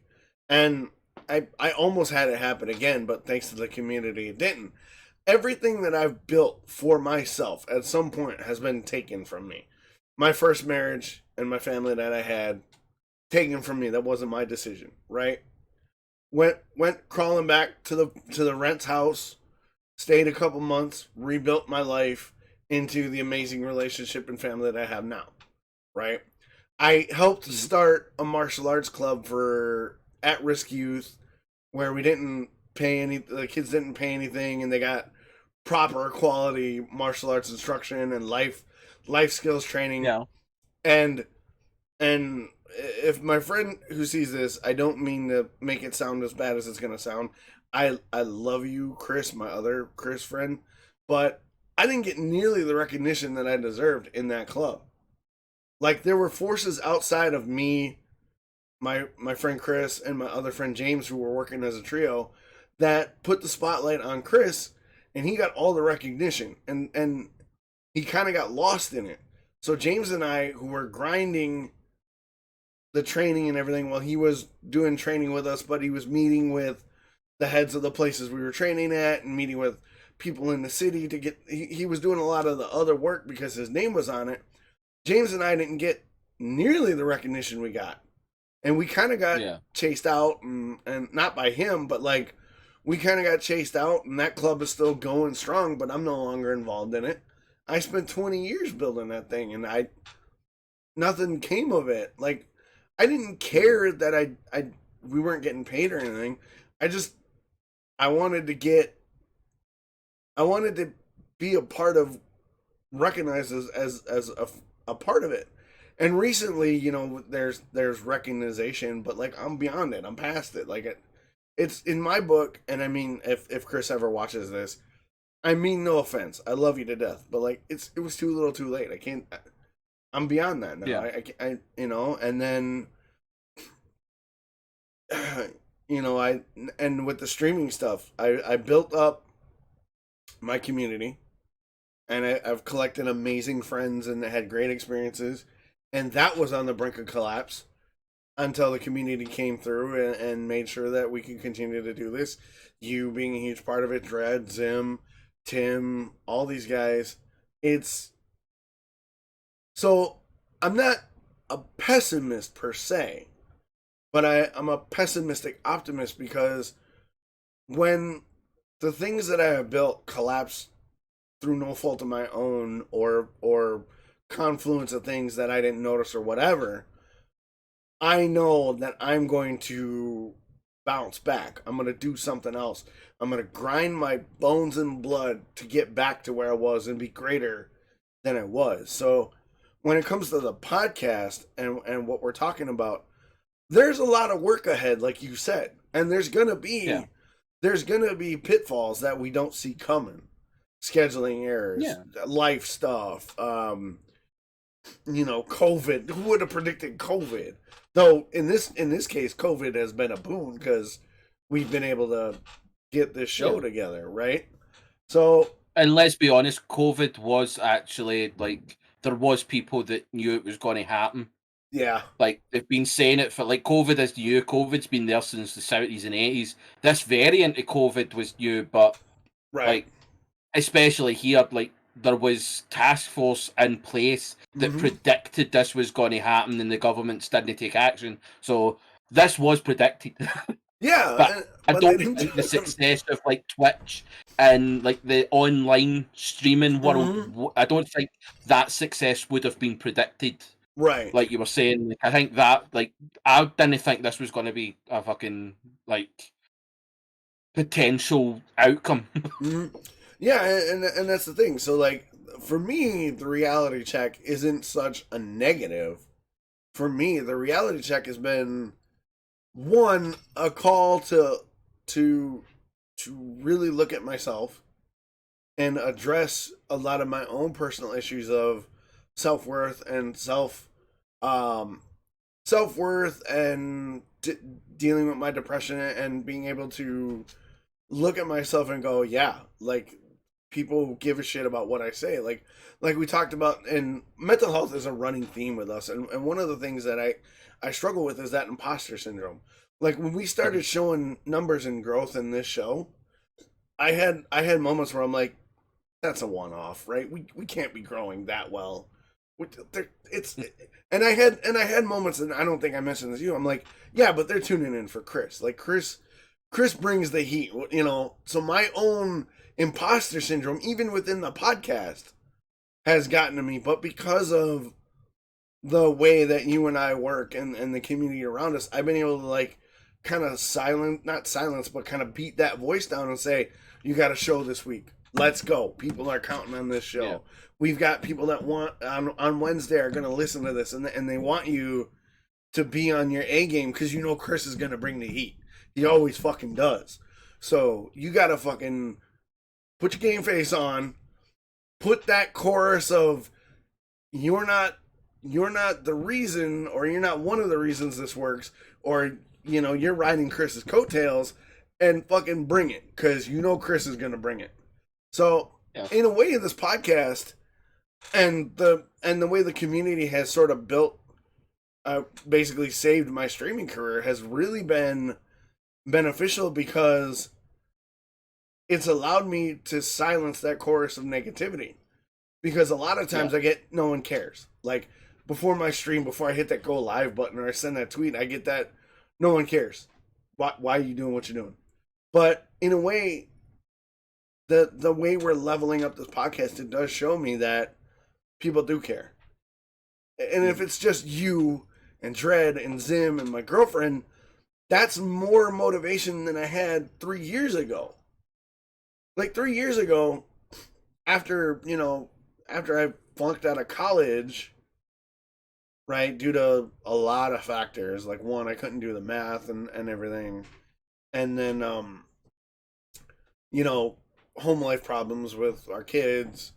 I ran out of financial aid and I sort of bombed out. I was like, what's the plan? And Bernadette was like, "Well, you've always talked about streaming and doing a podcast, so do it." And I fiddled around with it, and I made affiliate, and then the last 3 years of my affiliate has really been making that steps to better myself. But in the last 6 months, out of that 3 year span, from meeting Monster and meeting you and hanging out with Dredd and Zim and everybody, getting the voice acting gigs, have really shown me that the only thing that's held my potential back has been me. Like, Yeah. growing up the way I did, where my mom was like, and I love my mom, but we disagree on a lot of things. Like, I'm not, anybody who hears this, I'm not trying to bash my mom and say she was a bad parent. But my mom always had this, well, you're never gonna make it. Your name is Tufnell. You're gonna grind your shit into the ground till you're dead, and the only thing you can expect is that your kids may potentially have a better life than you. So don't step out of your comfort zone. Don't step out of your safe space. Have a plan. Get the day job. Get the reliable check. Don't focus on creative or passion stuff, when the exact opposite should have been true. I should have been doing shit like this. And Oh, for definitely. years, that mentality of be the grinder, be the breadwinner, be the guy that goes to work every day and takes no time off and does nothing but work and support and grind and don't think about what you are in the equation, but what your goal is, because that's all you are in the end, is the grinder. That has, Yeah. especially the last 9 months. Like, I've done streaming for 3 years. The last 9 months have really kind of opened up, and I'm not huge. I'm not blowing up. I've got a real small group of subscribers that I think are amazing. I've got less followers than people have started before me, but these last 9 months in particular have been really, really defining, because it's just shown me that if I give a shit and I trust myself and I trust the team around me, that good things are going to happen. And Yeah. like today, I got a call from work. They're like, "Oh, homeboy is in Atlanta. He can't come to work." And I was like, 9 months ago, I'd have been like, "All right, I'm going to work." But I was like, "No, I know I'm the supervisor, but it's not my job. You need to cover it. You fucked up on the scheduling, because they don't let me schedule anymore. You don't give me a team anymore. You handle the scheduling. This is your fuck up. You cover it." 9 months ago, I would have called you up and been like, "Hey, I gotta go. I gotta work." Yeah. But today I told work, "Back on. I got shit to do. My other job calls. My other shit calls."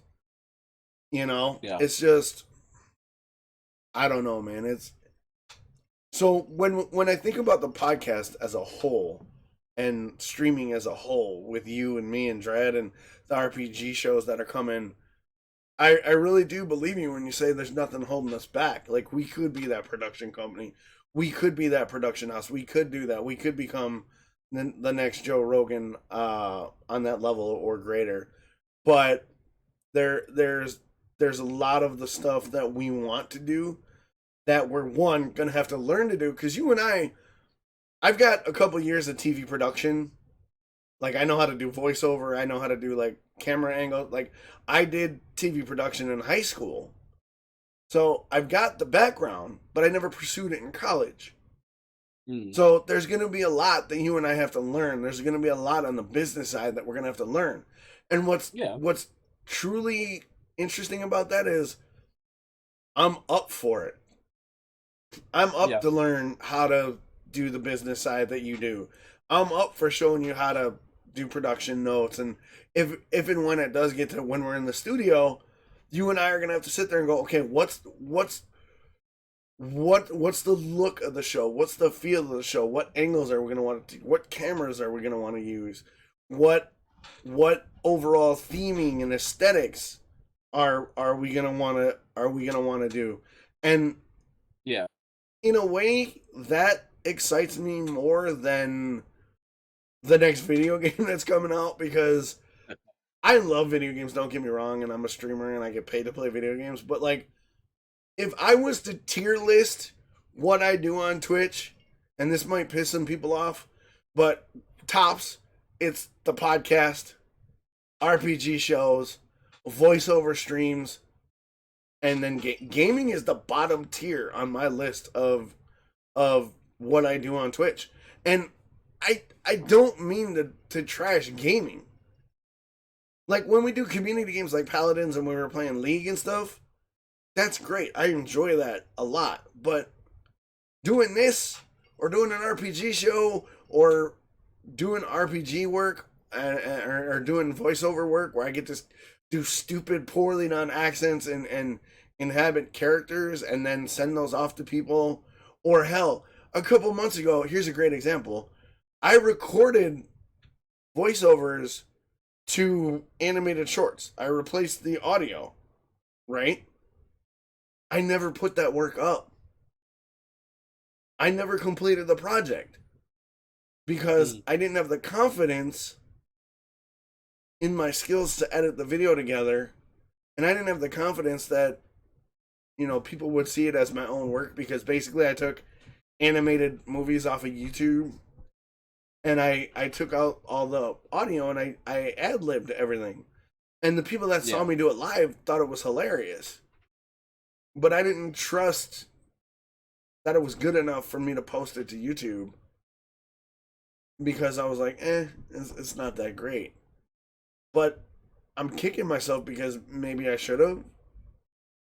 So when it comes to what the next level with the podcast, I don't want to be like, you know, like I was a couple months ago.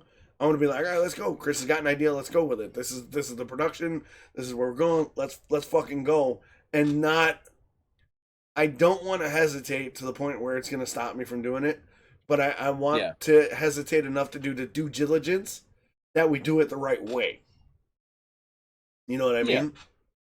Oh, no, I definitely know what you mean. And, like, I think that is, like, first and foremost, like, the fact that, like you said, over the last couple of weeks, I've been able to do the podcast and it's been able to help you kind of get yourself out a certain kind of funk that you're in. Straight away, that already says podcast has been a success then. Yeah, facts. Because if the podcast has been able to think, like, as I said, if it can help one person, then it's a fucking win. And that's what we started here today, is change one thing. Even you a couple weeks ago were struggling with existential depression, and you seem to have clawed your way out of it.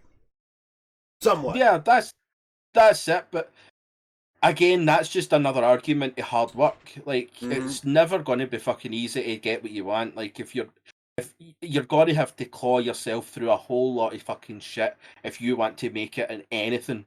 And I think, like, what you touched on in the what you were saying is, it makes it a lot easier when you've got other people around you that are willing to put in that work, that are willing to put in that fight and that clawing and that dragging, because it's one thing you having to do 100% of the lifting, but see when you've got 1, 2, 3, 4 other people that are willing to help you lift that load, it makes it so much easier if everybody's moving in the right way. And I've seen it myself throughout the podcast, and even just other aspects of streaming or just general fucking life, is it's a constant, like you said, you say that I'm bringing 100%, that's it, so you need to fucking go with that. Yeah. It's the exact same on my side, as knowing that you're coming and you're going to fucking hit hard. I need to fucking bring my A game. And that's something that builds on success, is when you know you're not trying to out-compete someone else, but you're trying to bring their level. Yeah. And if they're bringing their best, you can't ask for any more than that. I mean, if somebody's best isn't top, that doesn't matter, because as long as you're bringing your best, your 100%, it might take that wee bit longer. It might take a different route to get there, but it'll eventually get there. If you set your mind to a goal, nothing will stop you to achieve that. And like you said about your mum saying things like you'll never succeed and you can't get out of your comfort zone and all that, I've been the complete polar opposite. I know I cannot sit in my comfort zone. See, when things feel comfy, it scares me because Mm-hmm. it knows that I'm fucking mediocre right now. I'm no pushing myself enough. If I'm sitting and I'm comfortable, I am not pushing myself hard enough. And that's where I know I have to step up, do something different, move something on. And you talked about how when you kind of grew up in that, you realised that you had to be the grinder, you had to be Yeah. the worker, you had to go out and put yourself through that daily grind every fucking day, making sure you were the breadwinner, bringing in money and all that. That isn't a bad thing. No, The part that could be construed as being the bad thing is me. I'm a grinder. I'm a 100% work. I'm a 24/7 worker. I'm a mm-hmm. 3 days without sleep worker. I'm one that grinds every fucking moment that I'm possibly able to put in a shift. The difference is I make sure that I'm doing things that I enjoy. If I'm not enjoying a role, I'll bring in somebody that can do that role. Like, I Yeah. don't see why I should. That's where, like, in some cases, hard work is how you have to do it. But you also have to have smart work.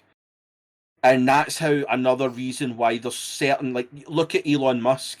Mm-hmm. Elon Musk says countless times in his books or in papers or just in interviews how he knows he does not know everything, but Yeah. he's smart enough to bring in people that do. He's the idea man. Yeah, he's got knowledge in engineering and physics and all that kind of stuff, but he knows there's better people out there that he can tell an idea and they'll make it happen. Right. That's the difference between real success and people that think they have success. Because if you want to have proper success, it's in a role where you're making money, you're fucking dragging your ass every day, but you're enjoying it every single day. Because Mm-hmm. what's the point if you're not enjoying it? Everybody says, "Oh, life is short" and all that. No, bullshit. Life is the longest thing you'll ever do. It's a fact. Yeah. So why not use that time to make sure you're doing something you enjoy? Well, I think for a lot of people, and I want to touch on something you said about Elon Musk, but I want to answer that point. I think for a lot of people, the whole "why don't you do something you enjoy?" I think a lot of people, especially where I grew up in the neighborhoods I grew up, they were never given the opportunity to explore what they enjoy. Like But why I was never wait given the for the opportunity. opportunity? Well, what I mean by that is they were never given the support to chase the passion. Because I grew up, my mom was a bartender for 26 years. She worked 3 jobs. Like, I, if I would have told my mom, "Hey, I'm gonna be an entertainment person," she'd have been like, "Go fuck yourself, go to work," right? People who grow up in certain circumstances aren't necessarily given the support or the push by their parents or their peers to do the things they love, because one, they're not given the opportunity to explore what they love because they have to sacrifice for their family or whatever, and two, there may not be an outlet available. Like in some neighborhoods, like I grew up poor and sort of middle class. There was a point in time where my mom had a house and we were okay and we were in a nice neighborhood. Well, in some of the more poor neighborhoods, you didn't have so much as a community center. Like, so there Yeah. was nobody to even offer the option of learning how to do theater or do art or music. So I think a lot of times the whole do what you love thing is, one, you have to have you would have to have oh, excuse me, chicken nuggets are coming up. You would have to have the opportunity to try things to figure out what you like, and you would have to have the support from your people to embrace those things. And it wasn't until this current relationship, and I know my ex will listen to this.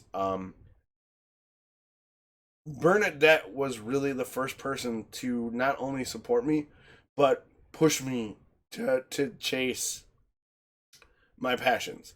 Where when I was married, it was all about the bills and the family and you know your dad, your husband do your thing.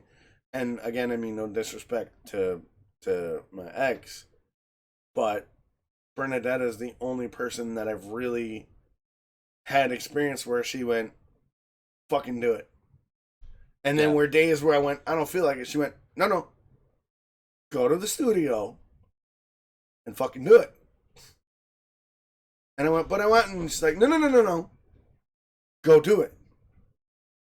So I think it comes down to a lot of the do what you love stuff is opportunity and support. And I know what you're gonna say. Why wait for the opportunity? Sometimes you have to wait for the opportunity because the opportunity isn't even in your general vicinity. Like you don't have access to have the opportunity. I think like it's one thing that I'll try or I'll make sure to work on is I think in that sense I have a kind of ignorant thought of that, like an ignorant kind of belief in that, because for me I would be more of a you don't have the support around you, be your own support. There's no an opportunity around you, make that opportunity. Like I know that's a kind of ignorant outlook to have because like understand that there's different situations, there's different things, there's a different factors that can fall into that kind of space, and that's something I'll have to personally work on. But I wouldn't call it like, ignorant. But that's kind of how I've seen it, is that opportunities aren't going to just fall in your flat. Like it's no something that blows in the wind. Right. Opportunities are something that you have to sort out. You have to make happen. Mm-hmm. Like, do you have to grind 3 jobs while going to school, pay for school, in order to get to a position to make an opportunity happen? Mm-hmm. That's how it is. But in the whole like your thing is that's something that you love. I don't necessarily mean it's something that you love, like it's your dream job. Right. All I'm meaning is you shouldn't hate waking up in the morning to go to work. You shouldn't have to drag yourself into the car to get to work. You should be doing something that you like doing. Like, I'm not saying that it should be this altruistic fucking job that you should be doing, but just like at the moment you don't like everybody can see you hate the fucking security fucking. God, do I hate it? Like you absolutely hate it. In a way, you're moving cross country to get away from that sort of lifestyle where you're going to find a new job, you're going to find a new lifestyle, you've got time with. Mm-hmm. To me, that isn't you've been waiting on an opportunity. You've seen you're unhappy and you and your family have made the decision to sort out an opportunity to better your lives. Right. You're moving to find that opportunity. Like you said the other week there that you had a nightmare that you moved all the way out and you ended up still doing security. That was a rough one. You can see that's a genuine fear if you're having nightmares about it. Yeah, but the difference is what you have to remember is you now have a support. Like, again, no disrespect to any your parents or anything like that, but the way your mother and that kind of thing, the whole lack of support and all that kind of stuff, to me that shouldn't be an excuse, because once you hit 16, 18, you're your own person. You make sure if you have to be your support, you be your fucking support. But the thing where is circumstances affect everything. You're now in a position where you now know you've got that support system there to go, no, you won't be going to fucking security when you move out there. Like, there's plenty other fucking things you can do that does not involve security that you can do. So I can understand that things will change and like, but that's where I mean in the whole opportunity is sometimes they're not going to just arise. They're not going to come. You're going to have to work and you're going to have to make them. Right. You're not owed shit. Facts. You're not owed respect. You're not owed money. You're not owed entitlement. You're not owed a job. You're not owed opportunities. You're not owed dreams. You are owed shit in this world. You create and you take what you want. Like, you make what you want to be. That's what it's your life. You're in control, but at the same time you're not in control. And what you have to be able to do is realize you're not in control, but you're in control of how things affect you. Like, you can't control your boss turning around and going, by the way, we can't actually keep you on, so we're going to let you go a month early. Facts. That means that for the next month, you're not making money. Mm-hmm. But how you handle that is something that you can control. Whereas you can turn around and go, right, I need to fucking knuckle down, get something quick, just get something to drag me out that month to make money. Right. Or you can sit there and go, oh, woe is me, oh, I feel sorry for myself, right, oh, fuck everybody come give me sympathy. Like, that's the aspects you control. The things you control are you and how you react to things. So I think it's one of the ones people need to realise that, and that no meaning to sound arrogant or ignorant or just downright dickish. You're in control of your destiny, if that's what you want to call it. Yep. You're the one makes or breaks everything that happens to you, or you allow things to define you. Like, people with a disability, don't let that define you. You are not your disability. Nope. You are what you make yourself. It's people outside that you can't control that will focus on that. Fuck them. Fuck all those people. It's what you define yourself as. Yeah, you mentioned this. I hate to cut in, but you mentioned disabilities, and I want to reinforce that. I have several disabilities, physical and mental. My kid, Sammy, has a mental disability. They're ADHD, inattentive. A couple of my other kids have emotional issues and mental issues, and what we tell them is your disability doesn't define you. It's just an obstacle to become overcome. Now, the caveat to that is people will try to define you by your handicap. They will try to classify you by your handicap. Thus, they will make exceptions and excuses for you. You cannot let that happen, because once you let that happen, you give up control to the people that are making those exceptions and those excuses for you, and it allows you to rely on your disability as your excuse. When that shit don't fly. Mm-hmm. That shit don't fly in my house. That shit don't fly. And the other thing that we tell them too is nobody in the real world is gonna really care that you have a disability. They're gonna care that you can get the job done, and if you're an asset to them, they're not gonna they're not gonna be like, oh hey, you're having a bad mental health day, stay home. That's great. They're gonna be on the phone calling somebody else to cover your job, and if you keep using that as an excuse, they're gonna replace you. Yeah, because that's the thing, is that facts. Dread says, and there are people that let their disabilities be their identity. You can't let that be either. You can't let that be the case either. Anyway, I didn't mean to cut in. That was kind of where I was going to touch on that part. A lot of people take their disability and automatically assume it's a negative. Yep. Disabilities could be a positive. ADHD. Hello. Yeah, right. I let it sound. The difference is if you can use it to an advantage, like, just because you might have a neurological deficiency in one aspect, it doesn't mean it factors into everything. I have personal knowledge of ADHD, and I know, see, to combat that, there's a lot of shit that you're not going to find interesting, and you're just going to get dragged out. Yep. See, when you find something that you can hyper focus on, something that pulls you in, something that you like to do, that's your focus.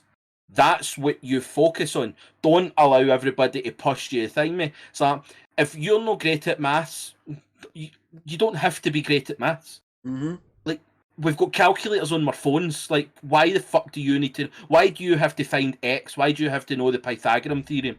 Like it's bullshit. It's just current school knowledge and education.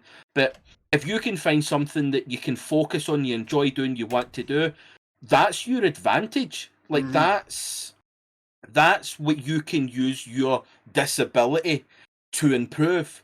Because if you've got that topic that you can fucking get into, then you'll be on a level playing field as other people in that field. Because you fucking know that field. You love that field. You can do that field. The problem is when people think of disability, especially mental disabilities, they immediately think that because you're bad at one thing, you're bad at everything. That is the worst fucking generalization that's ever been created by society. Yeah. Because just because you have a disability does not mean that you're broken. It does not mean that you're negative or a burden. All it means is that in certain aspects of your life, you may struggle. And if you can find a support system that can understand that and know that, yeah, you may be lacking these topics, but in these fucking topics you excel, let's make sure that we help them fucking do those topics. Because everybody doesn't want to help anybody. That's just how the fucking society seems to be. But if you can find a support system and a team or a group or an extended family that are willing to be able to accept and understand that your deficiencies in certain things don't define who you are. That's it. Me personally, I am constantly late for shit. I'm never on time for shit because 5 minutes before I'll sit there. I can sit for an hour before this podcast. For 8:30, I'll sit here going, I need to make sure that I'm here for 9:30 to be ready for the podcast today, this, today, that, and all that kind of stuff. I will sit at my computer doing fuck all for 55 minutes. See, at 5 or 25 past 9, I'll go, oh, I better jump to the toilet and do that. Maybe I'll jump down and grab a sandwich. Maybe I'll think me this. Maybe I'll think that. Fuck, it's 5 to 10. Right. All this shit I could have done in the last hour. But my brain went, I need to be here for an hour before going, oh, I better jump away and do this. Mm. Everybody knows I am late. So see when it's got to the point now, see if my friends ask me to go somewhere. They ask me to be there. Like if it's, they'll say to me, 10 o'clock, that's when it starts. I'll rock up at 20 past 10. Thing doesn't start till 10:30. Right. Because my friends know, accept, and understand that I have deficiencies and limitations in certain aspects of my life. Mm-hmm. They're willing to accept that and support that because they found a way to be able to handle it so that they can help me in those situations. Mm-hmm. That's what you need in those situations. Having people constantly say there's something wrong with you is not helpful in anything. So Yeah. the one thing that I would, like, especially for Sammy, the one thing that I would want her to know is that ADHD especially is not a limitation. No. It is not a defining thing. There is 1,000 things to the 5 things that she is bad at, that she is good at. There's plenty more things that she can excel at that she'll struggle with.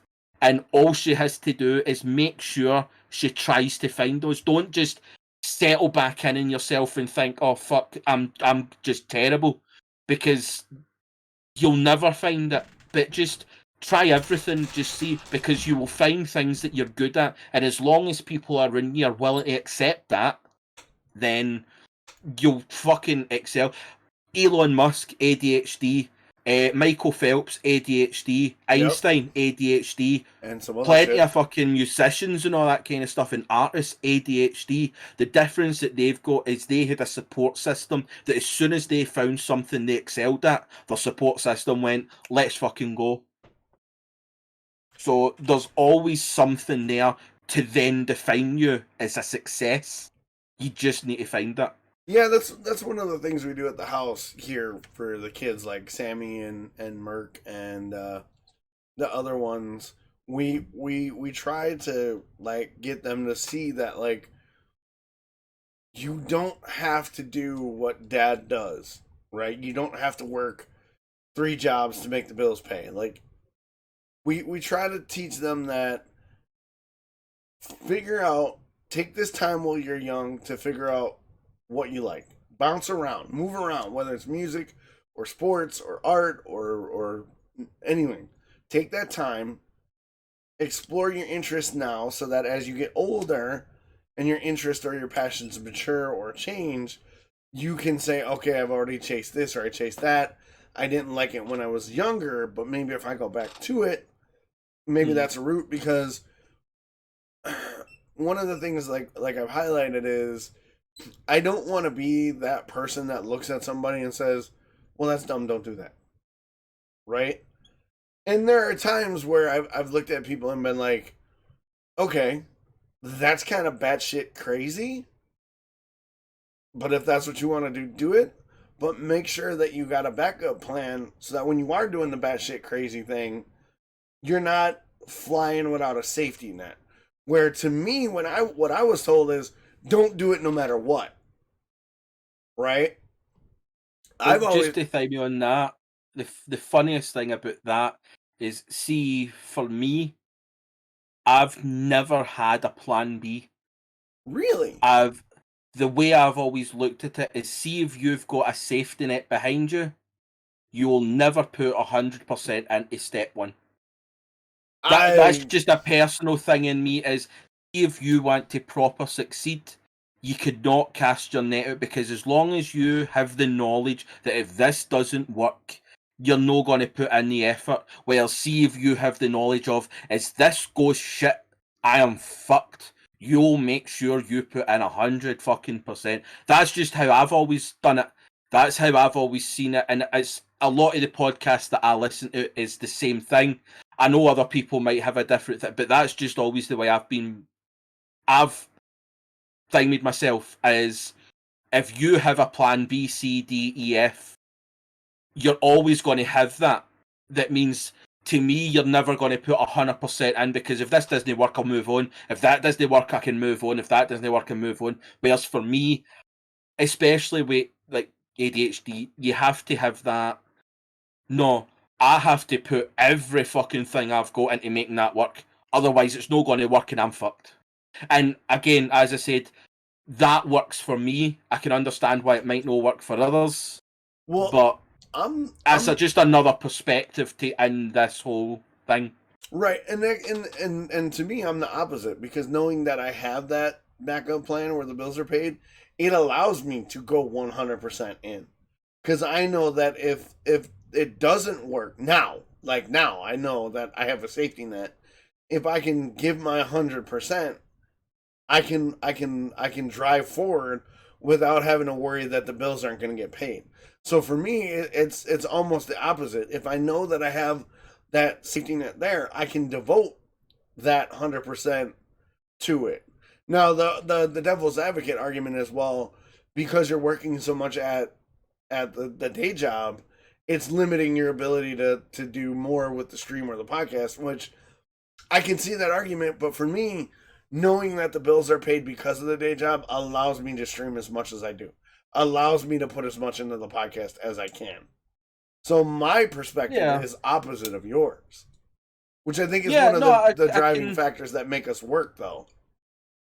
yeah, I can definitely see, like, again, I can understand the Right. argument for that, but at the same time, for me, like, I would be on the other argument of, well, if you're having to do your day job, yes, you're putting 100% in to the streaming and all that kind of stuff, but how much is your 100% being limited? Because that's 9 hours per day Yeah. that you've now broken off of your 100%. So in the grand scale of things, it's not your actual Right. 100%, it's the 100% of what you have left. Yeah, it's 100% of what's And available. Yeah, 100%. I got you.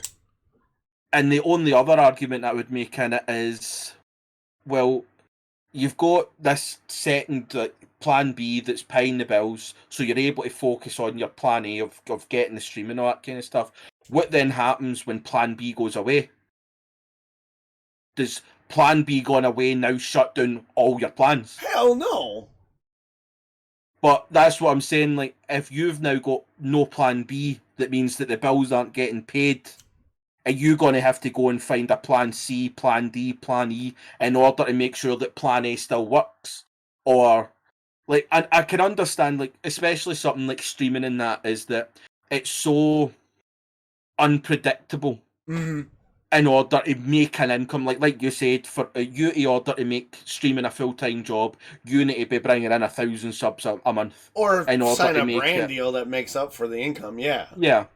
So that's where it is timing, and I can understand that streaming itself, you're not going to be able to do that within the first month Mm-hmm. of starting. Like, it's there is some success stories, but it's, in the grand scale of things, you're talking fucking 10 out of the 40 million streamers and content creators that in the first month were making multi-million-pound deals every fucking month.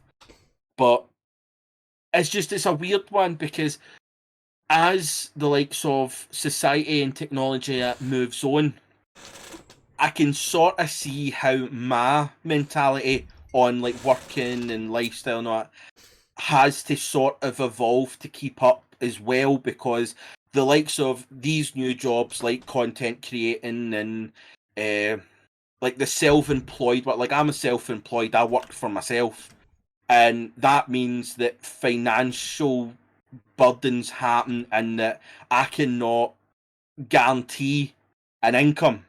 Right. So it's like, I can understand as society evolves, some mentality takes might not be able to be put into that situation as well, because the likes of streaming, you can't really go 100%, and unless you have a good fucking support system behind you.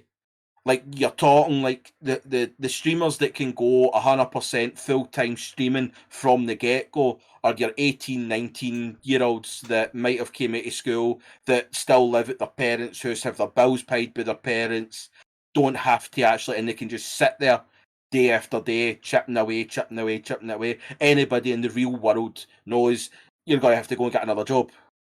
Yeah. That's understandable.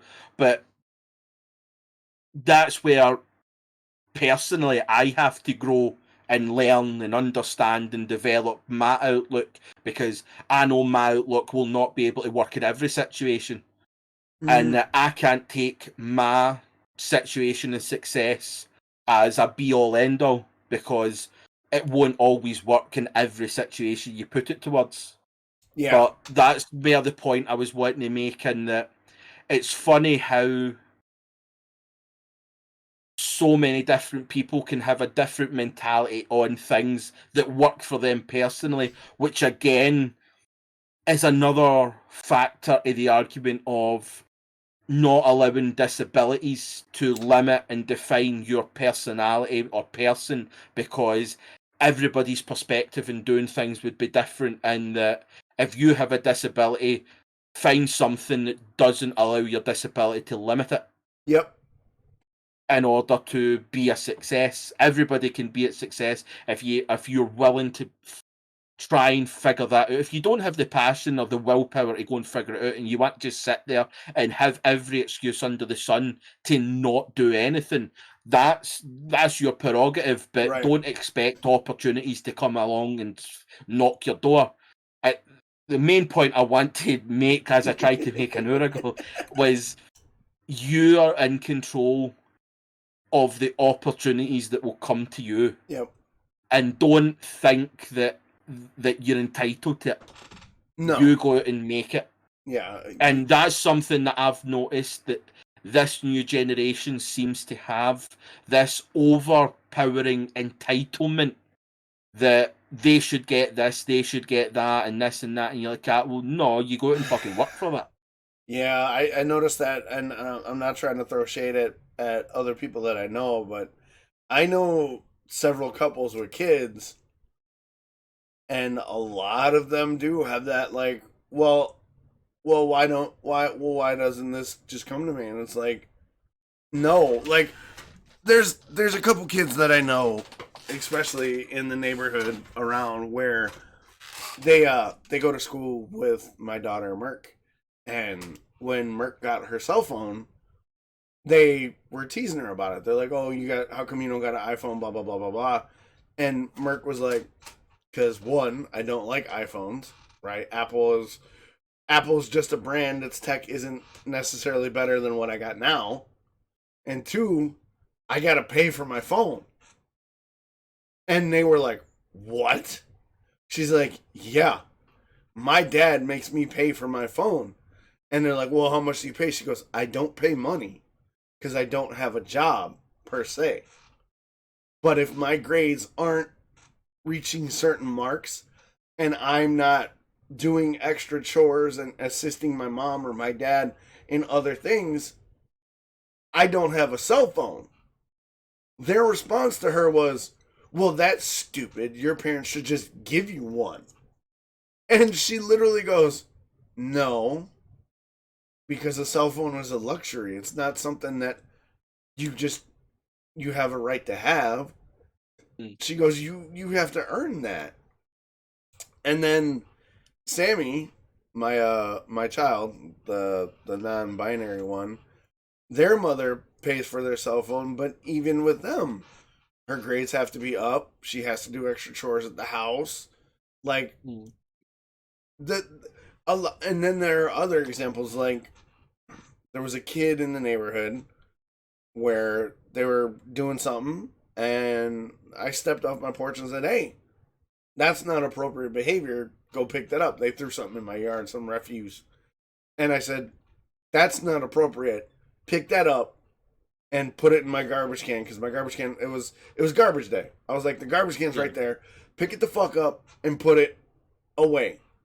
And they were like, well, who gives a shit? It's just garbage. I said, I give a shit.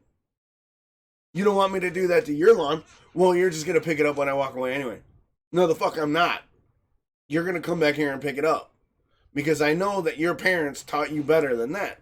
And I just got this like, oh, really? So I get what you mean by that self-entitled, that sense of self-entitlement, like the world is mine.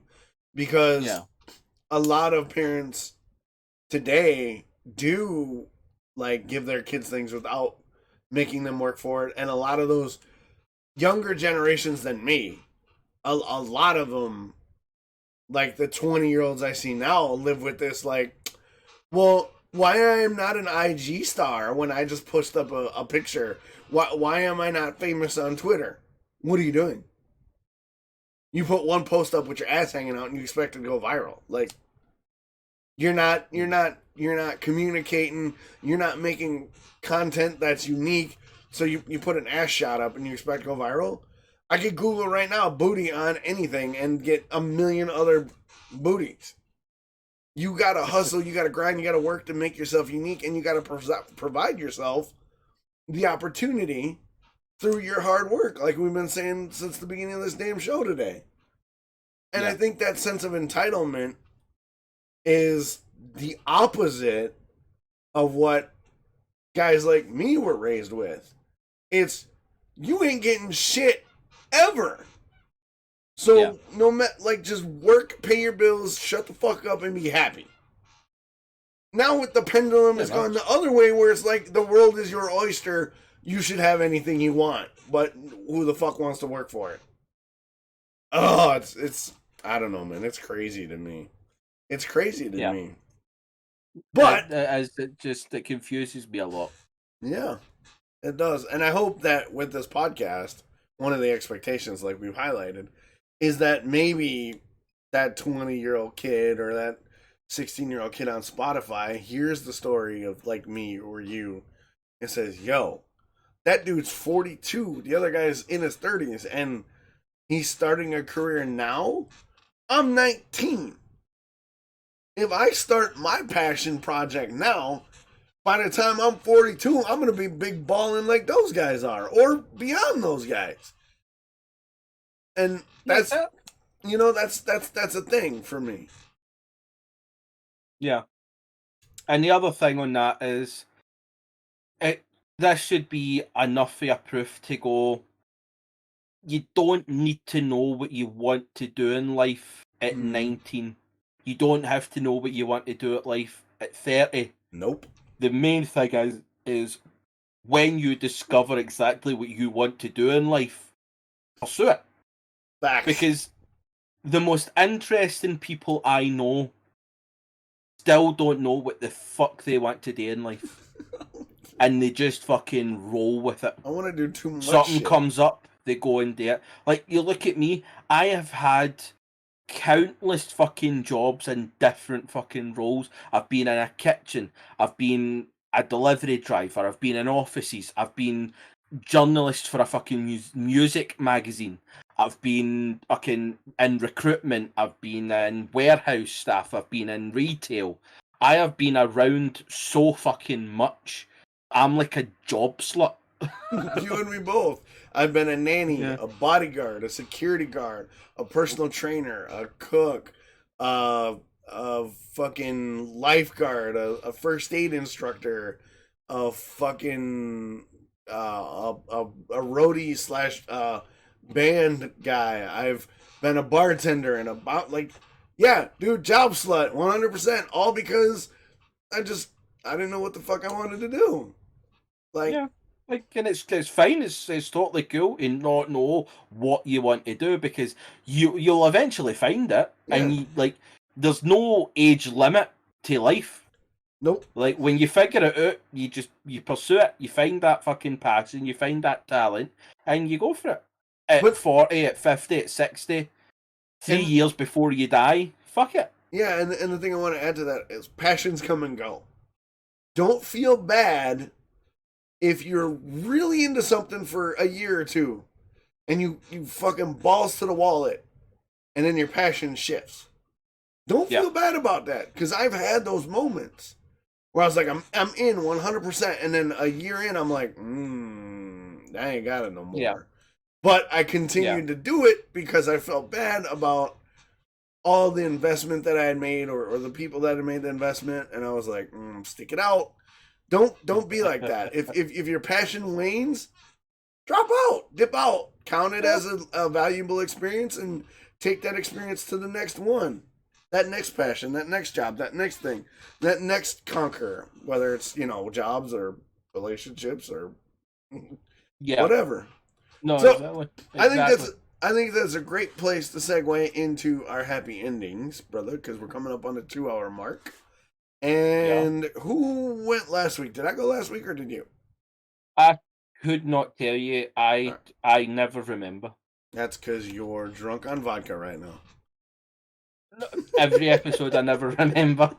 So let's go with you first then. You. Oh, I want to talk about vodka. All right, let's go. So you got this story, and I'll be 100% honest.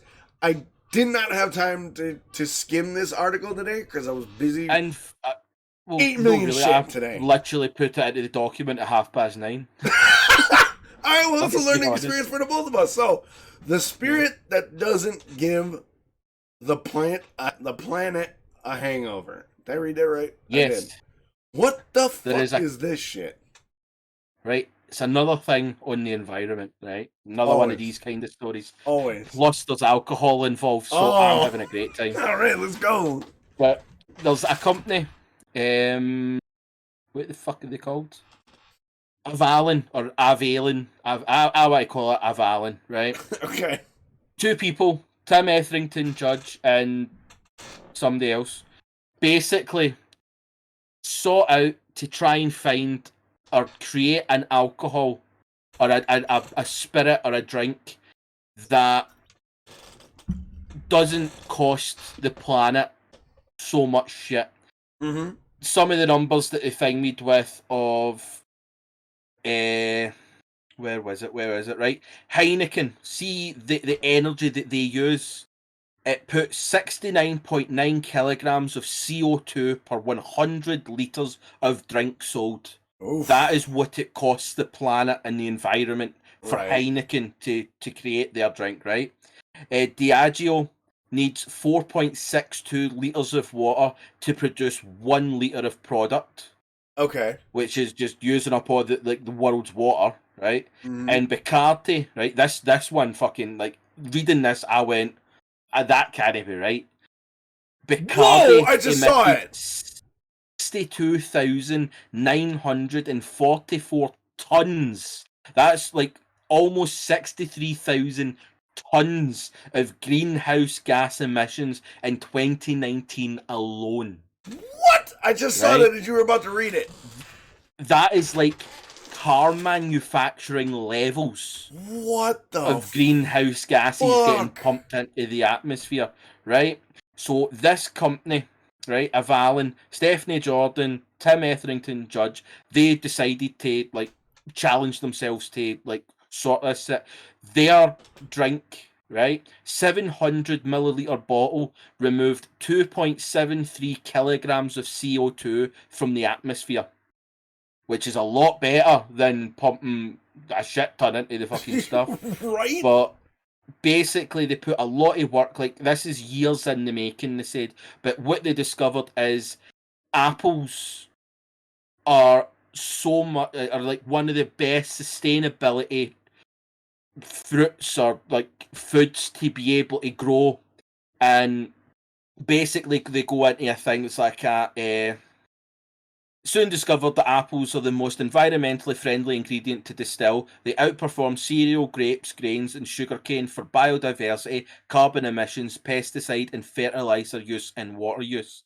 He said, with that in mind, the pair settled on producing Calvados, a brandy from Normandy that made using only apples, water, and thyme.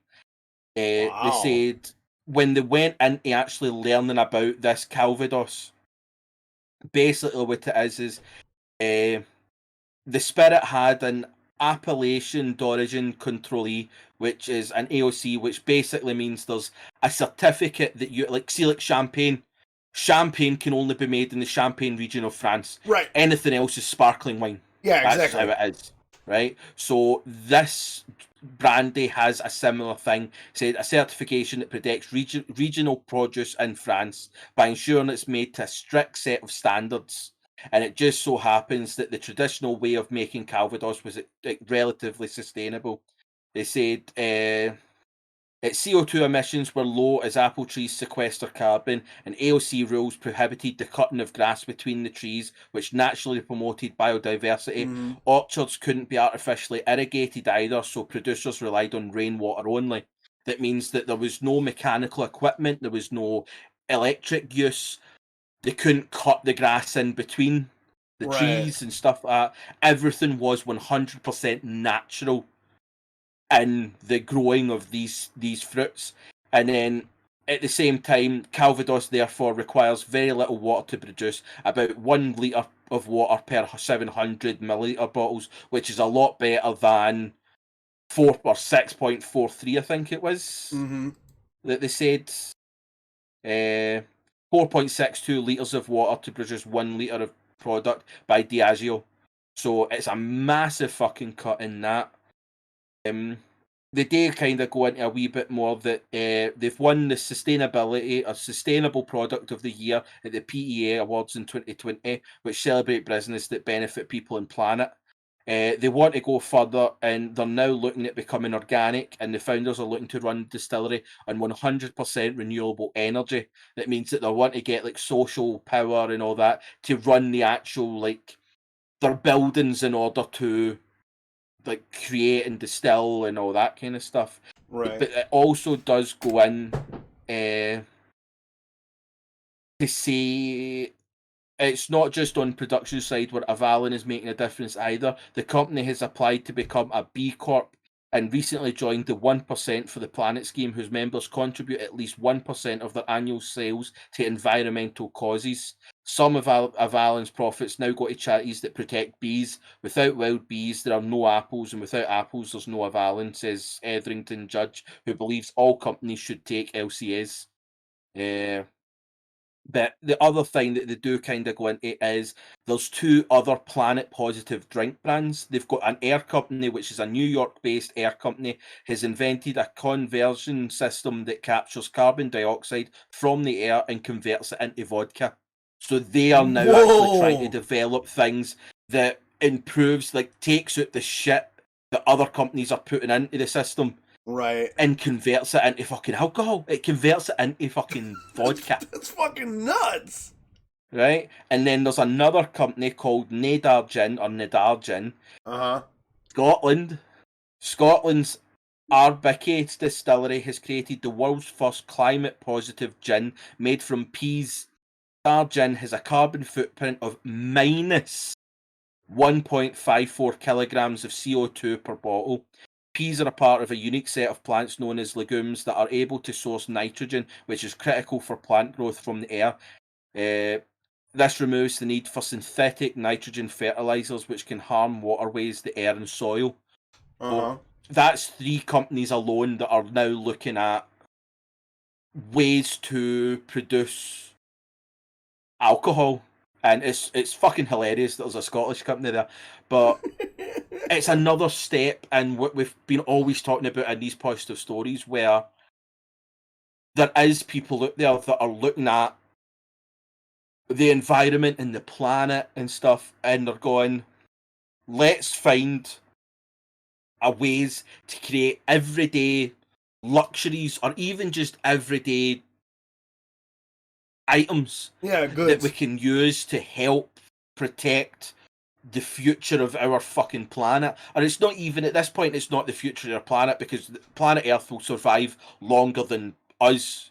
It's our ecosystem that we're fucking up. Like, planet Earth will still be here for billions of years. Oh, fuck yeah. It's humans that is going to have a fucking issue. So the fact that there is people, but obviously these are, again, as we keep on saying, stories that aren't actually brought up in mainstream media. So all I'd like to say is have a look at the article, have a look at these companies, and give them a go. Like, let's start trying to support these companies that are trying to do good and in the right way. They're not trying to force things upon people, because everybody has their own choices in that. But let's start showing some fucking support to these people that are trying to make a difference to our fucking success and humanity of being able to get forward. And I just think it's fucking fantastic. Not just because it's alcohol and I'm Scottish, but Right. just how many things over the last few weeks that we've looked at that can be done with environment in mind. Yeah. It's insane. Well, as you were kind of breaking down the article, I was looking into the company Avalon or Avalon or however you want to pronounce it. They have one product available right now, the Calvados, like it says. So I clicked on the product and it sent me to like a purchase website. So Yeah. 70 CL, what is that? CL is what? That's centiliters, so Okay. 70 cl is like 700 milliliters. Okay, so a bottle of 70 CL is about 35 pounds, right? Not bad, right, for a upper tier booze, right? It's Pretty much. 40% AVB, and it's classified as sort of an apple brandy, which okay, okay. So here's the tasting notes breakdown of what this Avalon is supposed to taste like. It says the nose is freshly cooked apple pie with a hint of vanilla custard. Ah, full circle from the beginning opening rounds, right? There you go. There The you fucking body, go. the body is richly warming with cinnamon, vanilla, and star anise, and it finishes with almost a toffee apple finish. Yeah, 40 is low for a spirit, but it's meant to be as a mixer. But The it's website not specifically low for a states spirit. Is it 40% or is it 40 proof? 40% ABV. 40%. Mhm. That vodka I'm drinking is 40%, which is 80 proof. Right. Forty So percent isn't actually 40% is actually quite high on the alcoholic level, especially in like especially the because world. the website says it's designed to be a mixer, right? So it's 80 proof, 40%. Yeah. It's 80 proof, 40%. The website Avalon itself has some drinks. Now, stop me if this sounds good. They call it Avalon Tonic. It's 50 ml Avalon Calvados, splash of tonic water, 2 dashes of your favorite bitters. Dude, on a hot ass summer day, that would be refreshing as fuck. Yeah, oh, definitely. Like, can you imagine just like waking up and going, "I'm going to have a fucking drink of apple pie Right? They've got with another drink. vanilla custard." I probably didn't say percent. That's my bad. They've got another drink called Ambrosia. It's 45 mils of Calvados, um, 15 mils pear liqueur. So, like Midori, if you got a Midori, because Midori's pear. There's a couple other pear liqueurs that you like. 5 mint leaves, 1 fresh sprig of lavender, 10 mils lemon juice, 5 mils of honey water, topped with sparkling water, serve in a highball glass, shake. That sounds really fucking good, man. That sounds like. Can you imagine sitting out in your garden, peace and quiet, sitting at about 80, 90 Fahrenheit, just out in the sun Fuck and just yeah. sitting on a tall ice glass of that shit. Dude, that sounds fucking amazing. That, Some like, and I've been some a gentle bartender. rock in the background. Yeah, dude. And then one more I'll bring up because it caught my interest. They call this drink called Two Athens. All the drinks that they're mixed drinks, they're shaken drinks over ice, built in a highball glass. 45 mils of Calvados, a bar spoon of olive brine, 20 mils of verjus, which I'm not familiar with. No. And then top it with tonic water, garnish with flowers and olive. That sounds really fucking tasty too. Yeah. Like this Calvados, like a company like that, I could get behind. I want to see if they got an American distributor because I kind of want to pick some up because I'm Is this going intrigued. to be a case that I'm going to have to send 2 bottles of alcohol to Well, you? I mean, it's in England. You could probably pick one up, or it's over in your neck of the woods. You could probably pick Yeah. one up and do a review.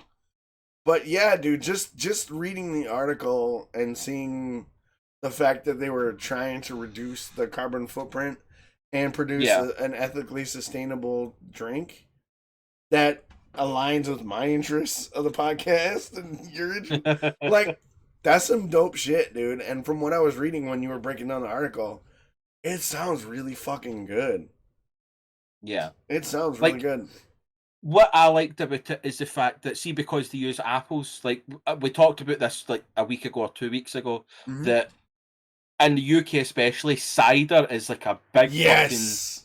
like, compared to beer, like cider and beer are side by side is one of the main alcoholic drinks in the UK. So the fact that it's like an apple brandy, for me, I don't usually drink brandy. It's not something that I've seen my friends or people Right. that I know drink brandy. But like that shit can it really be go wrong? No, I Like, don't think let's be so. real. Like it's hard to think of a fucking bad thing that you could go down with that. Yeah, I was thinking about it. I'm like, what? How could that go bad? Like, I don't, because it's got like classic flavors that I like. Like, it's got hints of vanilla and apple pie and honey in there. It's like, let's Yeah. fucking go. But yeah, like 'Cause- crazy. That's interesting. That because this is a theme that one of the many themes we have on the show is environmental impact. Because let's face it, we only got one planet right now. Let's not destroy this one while we're all still here. And the fact that companies that are being allowed to, not being allowed to, but are making their own lane and producing products and methods that, at least on paper right now, seem to have a very thought forward mentality is a dramatic shift from what we've had for so long, where companies have been like, just fucking find a way to make it happen. Right? Who cares about the fallout? Just make it happen. And slowly but surely, as we highlight these articles, more and more of these companies that we're finding are having that what's the word I'm looking for? That the forward mentality, the forward progress, the sustainability, and a goal that leave what you find better before you, or what is it? Leave the place leave better, the world, than when you found it. Yeah, exactly. That's kind of what it took me a minute. My brain was like, but yeah, like that's really cool. I would definitely want to. Exactly. I would definitely want to like get a hold of this, or have you get a hold of it so you can like taste it and see if it's worth it. 'Cause if it's worth it, I definitely want to see if they get it like an American branch and pick up a bottle, because that would be a nice sipper, bro. That'd be a nice sipper on a hot day. Going into the summer months. Sure. Hell yeah. Yeah, I think it's definitely. I mean, I've got a nice wee collection up there, and the one thing I don't have up there is a brandy. Right. So I might just have to go. Let's go with that one and just see just how it'll go, You might have to because take a like swing at that it bad boy. just it seems it seems like a smart way to fucking, like, we talk about these positive stories. Let's start actually using them then. Yeah, Like, let's exactly. start Start actually supporting being them. fucking aye. So I maybe have to contact them and see if there's like a pack that I Mm-hmm. can buy off them. Like, see, like with the bottle and like information and all that kind of stuff that I can buy for them, Mm-hmm. just so that I can actually have a wee bit more Information. Yeah. information. I Yeah, I like, posted a link. I didn't mean to cut you off. I posted a link in chat for those of you that are over in the UK or whatever, to where you can buy it. This storefront that they go through, My Green Pod. If you buy a product from My Green Pod, they'll also plant a tree. but yeah, there we Let's go. go. Anyway, didn't mean to cut you off. I just wanted to mention that I put it in chat. Oh, there wasn't really much else I was going to say. Yeah, that I looks was just cool. being I made I want to get in contact and just try and get a wee bit more information on it. It's like, I know a lot of people contact these places and be like, "Oh, can you give me shit for free?" Like, No, we're not that way yet. at the end of the day, these type of companies, like, fucking just pay for their shit. Right. Like, they're trying to Facts. make a living as well, but I'd like to, like, if they have like other things that I can use to be able to actually get information in that, like, you're always up for fucking paying for that wee bit extra just to get real information. So I'll get in contact with them and see if there's anything that they've got that I Yeah, 100%. I'm totally can behind you go with. reaching out to them and seeing like if there's more. Yeah, that's Yeah. cool. Like, Same dude, with the other companies as well. yeah, there was a couple of the companies you told me, the ice cream place over here. Yeah. That plant based one. I tried to reach out to them, but I didn't hear anything back. I might hit them up again. I think they got Twitter. I might reach out to them on Twitter and see what's going on. But Yeah. yeah, Yeah, no problem. I definitely agree with, like, since we're highlighting these companies, maybe we should pick a few and like bring their products on or whatever and see if we can't like Yeah. put our money where our mouth is on it and that No, way. exactly. So that was cool, dude. I did not get a chance to skim that. So when you, yeah, that was really cool. I dig that story. That story's dope.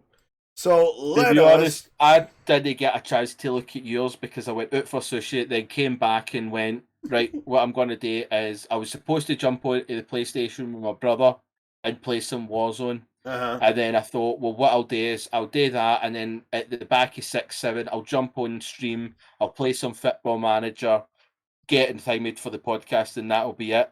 While I read like the stories and do that shit. And I came back, done a few things in the house, and then went, do you know what? I'll stick on Critical Role for a bit, and ended up 1.5 episodes through Critical Role. Nice. Critical Role does that. I gotta catch up. I'm only on So like episode one.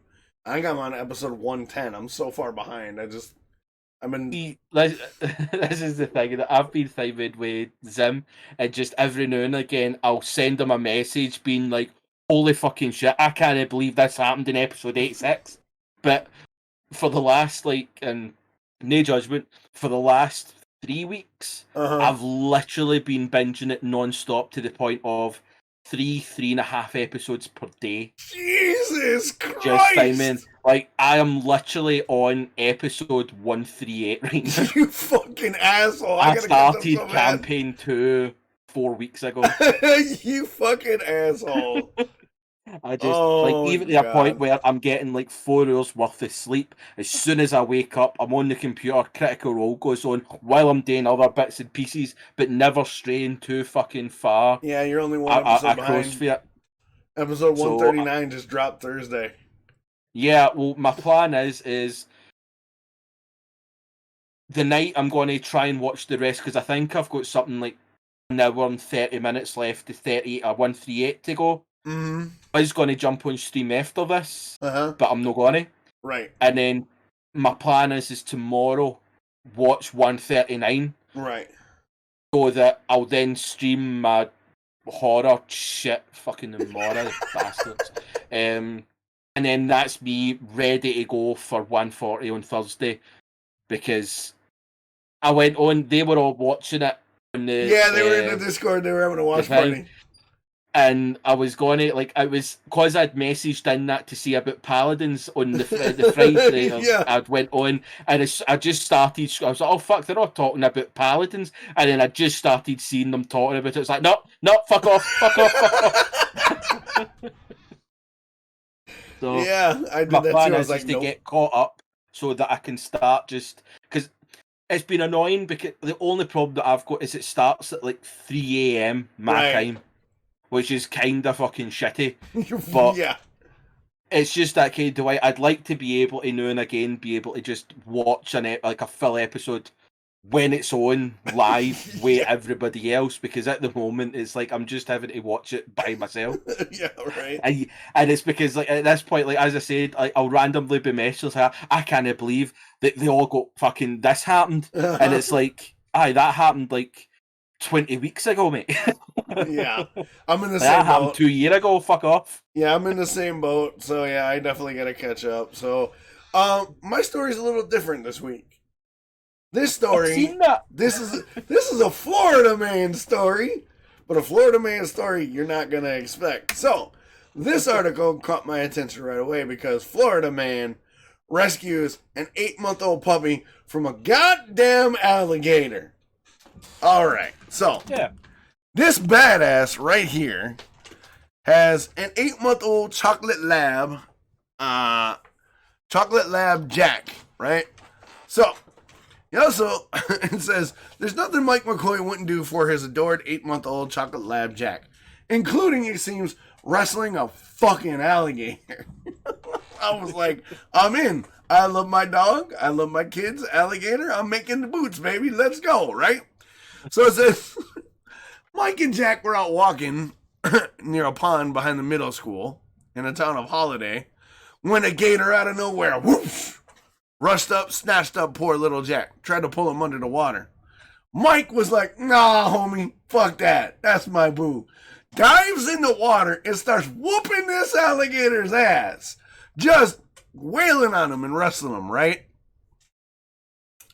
But, to his credit, Mike has some knowledge on gators. He said, I previously read up on my environment in gators. I got around, thumbed him in the eye, picked him up out of the water so he couldn't get anywhere until I let my dog go. This is a quote. And in the interim, he decided, I don't have him, I'll bite you. So Mike gets bit in the process of rescuing Jack. But Mike's like, oh, I'm going to thumb him in the eye, fish hook this motherfucker, pick him up, and then in the process gets fucking snatched up by an alligator. Right? It goes on to say, after the tussle with the giant reptile, both owner and dog got medical stitches and now are doing fine. Florida Fish and Wildlife Commission are also working to relocate the alligator to a safer place. That's it. That's the article. Florida man walks in. His dog gets snagged. He dives in, thumbs the fucking gator, picks it up all Hulk Hogan style, whoops its ass, gets bit, goes to the hospital, a fucking badass. Dog chilling next to him like, homie. Paul, I can imagine in the ambulance ride, little Jack raises a paw, Mike just fist bumps like, I got you, boo. Like, that's so many times you hear about Florida man being the fucking horrible human being. It's nice that Florida man whoops an alligator's ass to save his dog's life. Because I'll tell you right now, if a gator tried to snatch Nick's, or if a gator tried to snatch one of my kids, depending on which one it was, I'll dive in and fuck up a gator too. And hopefully, like Mike, I'll be badass enough to fucking whoop its ass enough where my kid walks out with just stitches too. Because a couple years ago, depending on which one, exactly. Now I say that for comedic effect. Don't nobody hear this and go, fuck off. No, you don't. Yes, I do. But a couple He years says ago, it almost every episode. There must be some truth to it. a couple years ago, you heard the story of a gator in Disney snatching a kid up. and that didn't end well. The kid was taken. So seeing a Florida man story about a gator that has a happy ending where the gator catches the ass whooping kind of made my day. It really did. Like, I mean, I'm not. I shit on Florida all the time because Florida's the running joke of the world because it's crackheads and meth heads and fucking weirdos and fucking creepy shit and snakes and alligators. It's finally nice that Florida man got some come ups, got the Banff for saving old Jack's life over there. And the article has a picture of Jack who's got like the cone on his head. He's looking at the camera like, but he lived, Jack. And Mike is no spring chicken either. He's looking to be a little bit older too. So for an old dude to he got that old man strength. That's what it was. He got that old man strength to just whoop that gator's ass.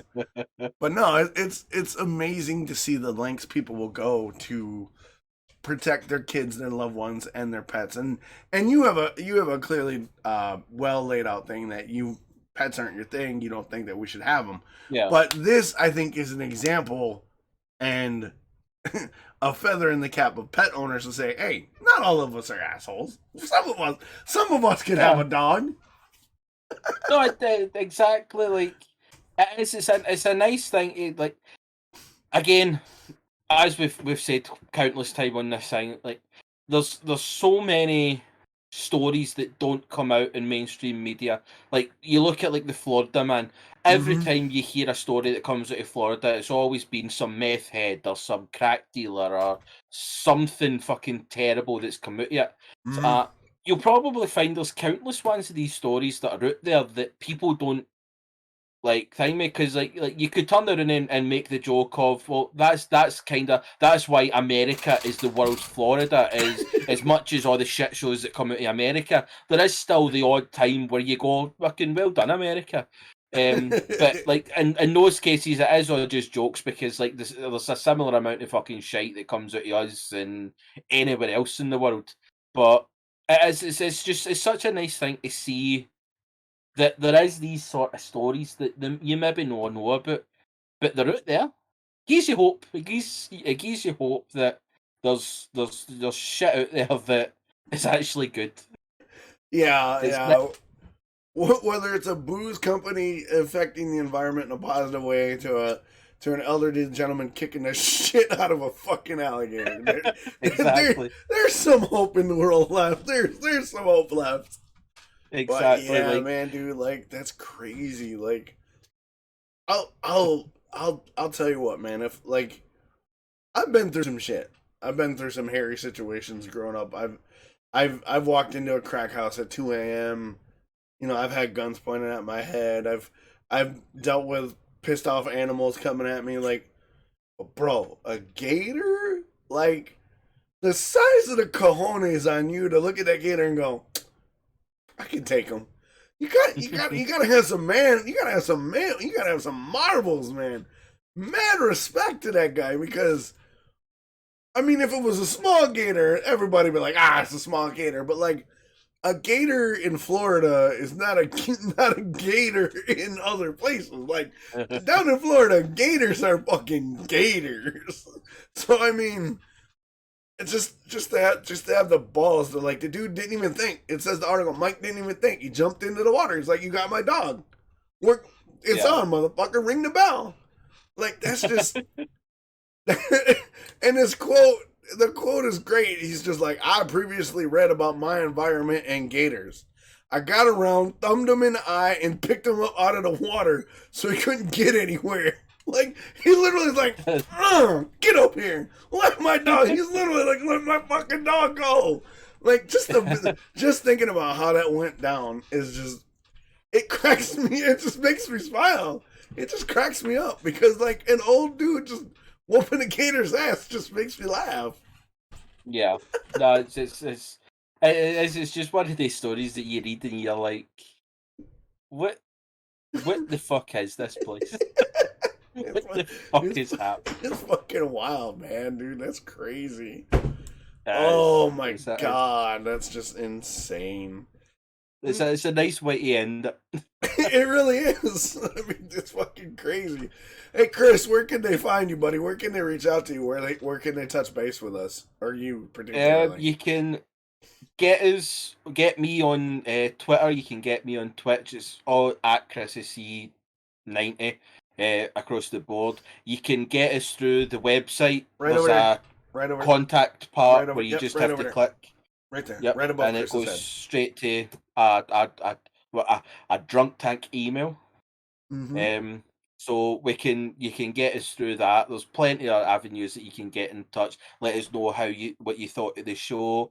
The website as well. It has all the stories that we've shared through the happy endings are all up. I've put a brand new page on the website where you can get every one of these stories that comes up to read, Dude, get the that information. was a brilliant update to the website. I hadn't had a chance to tell you in person, but that that update, the happy endings page, dude, stroke of genius on that one. Mhm. Holy shit, man, that was a great addition to that.